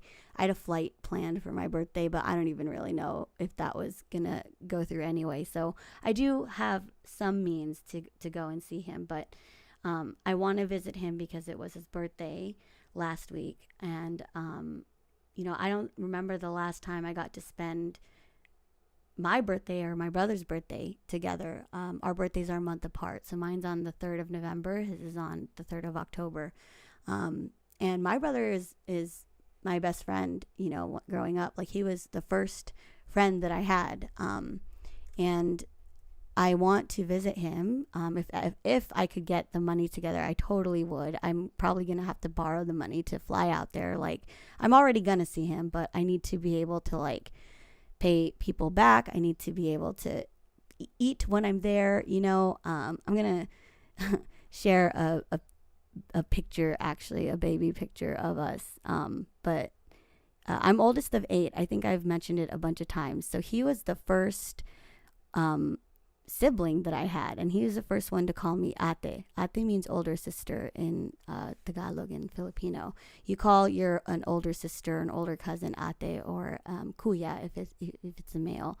These are like terms of respect. I think this is common for a lot of families, cultures, but specifically like with my brother, he's the first one to call me that, and I have taken that role to heart. Like I was really part of my siblings like lives growing up. Our parents had a really nasty divorce, but the thing that always kept us, you know, happy was that we had each other. Like my siblings were always with me, and my brother is the reason why I'm into gaming at all, because who did I play games with growing up? It was my brother. He was really good too. I'm only good because my brother was really damn good. Like I had to be good to beat him. At some point he stopped playing with me because I sucked so bad. This was around like when Halo came out. He was very, very good. He would I think MLG had like, is it Battlegrounds or the Battle? MLG had like a website or something that he like became on the top of the leaderboards. He was leading raids in high school, and he's like a sophomore in high school. My dad actually had come up to me once and asked me to talk to my brother. I think I had just graduated high school, and my brother wasn't doing well, and he was like, you need to tell him to stop playing so many computer games and to study. And I was like, Dad, I can't tell him that. I can't do that, because I think what he's doing is so amazing. Like it takes a lot to be able to like lead raids and be a great player at that age, and then also be able to communicate and collaborate with people older than you. So I thought he was always going to be really gifted in gaming, but he didn't go down the pro gamer route. He actually went into the military. So when I see pro gamers now, I kind of wonder, like, what would have happened if instead of my dad asking me to, like, you know, have him stop gaming, like, what if he supported my brother, you know, and like believed in him 100%. Like, Dan is a DM for my tabletop games on Fridays, and he tells me stories about his dad teaching him first edition D&D when he was a teenager. And like, that's so cool to me to nerd out with your parent, because my parents are not nerds. But I shared that with my brother, and so I would love to see him. So my Ko-fi, which I think is linked everywhere, we now have a goal here. Obviously, you guys don't have to donate this. If anything, just sharing the content, like the streams that I'm doing, videos that I post, especially if you know, if it's about like the stream and like what time to watch, all of that helps me more than anything. I'm doing this all by myself, so I mean, I have my mods, of course. I couldn't do this all by myself, but most of the time it's really just me. And the hardest thing for me is to, like, you know, share and push stuff out. But if everybody, that's like all 26 of you that are watching right now, if you guys are watching this live and you want to share this with your group or your network, right, like, that's going to do more than anything, because maybe there is somebody who has the means and wants to donate. And if that's the case, like, I would be so thankful for that. So again, all of the funds are really going to be for the travel over there, because Hawaii is not cheap and I'm booking kind of last minute. And if there is any extra, it's just so that I can care for my son, like take care of childcare for a while I'm not here. And then maybe if there's even extra, I don't know, I can take my brother out to dinner. He specifically said he wished that our dad could have seen him or like come visit him, because he hasn't been taken out to like a nice dinner. And I don't think he like meant like specifically dad or mom or me, but I think he was just like saying that he hasn't gone out with family in a while because we haven't seen him. He's been in the Army.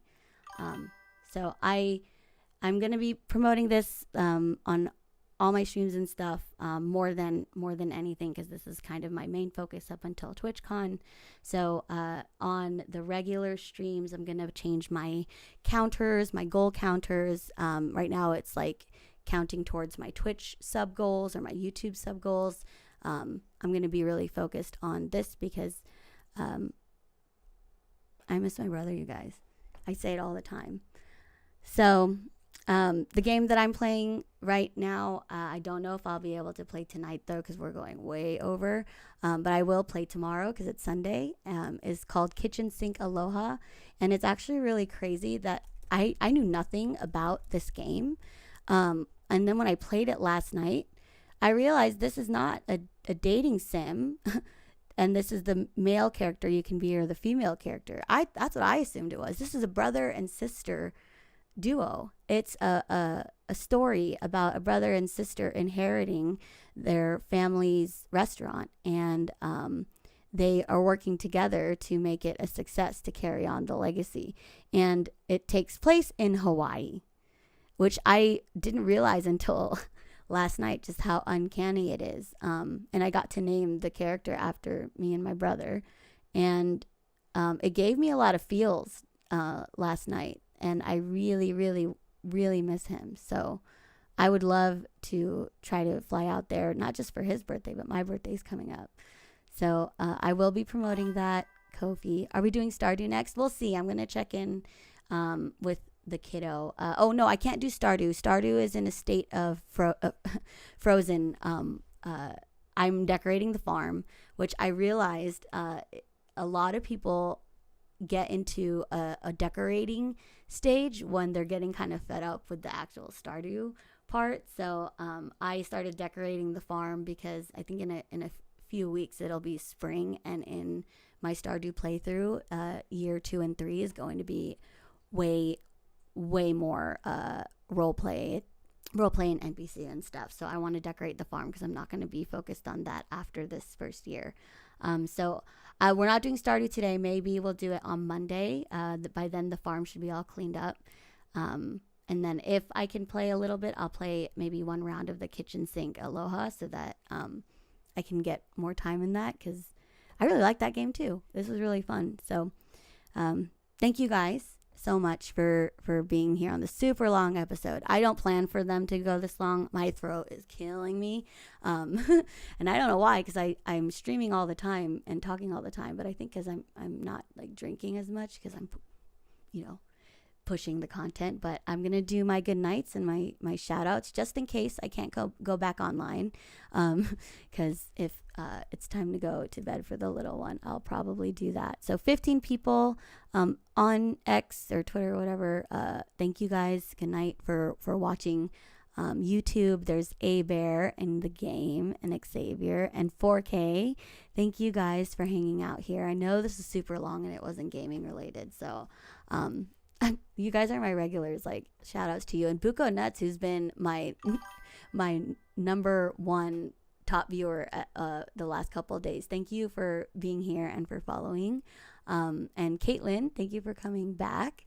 I really, really appreciate you guys jumping in on these shows and chatting. I will get better at doing this, and hopefully this turns into something, even if it's just a way for other older millennial nerds like me, or even the younger generation and the older generation, to talk about these things that are really important that I'm not sure if people are talking about it. If they are, like, I don't know where, and I don't know who's behind it. But anyways, for Twitch, let me pull up the users here. We have Nearbad and Mike Z X66, Mesmer, Lazy Lucas, KF, Nietzsche, Alti, my mods. Thank you very much for being here. I know it was really long, and I will probably post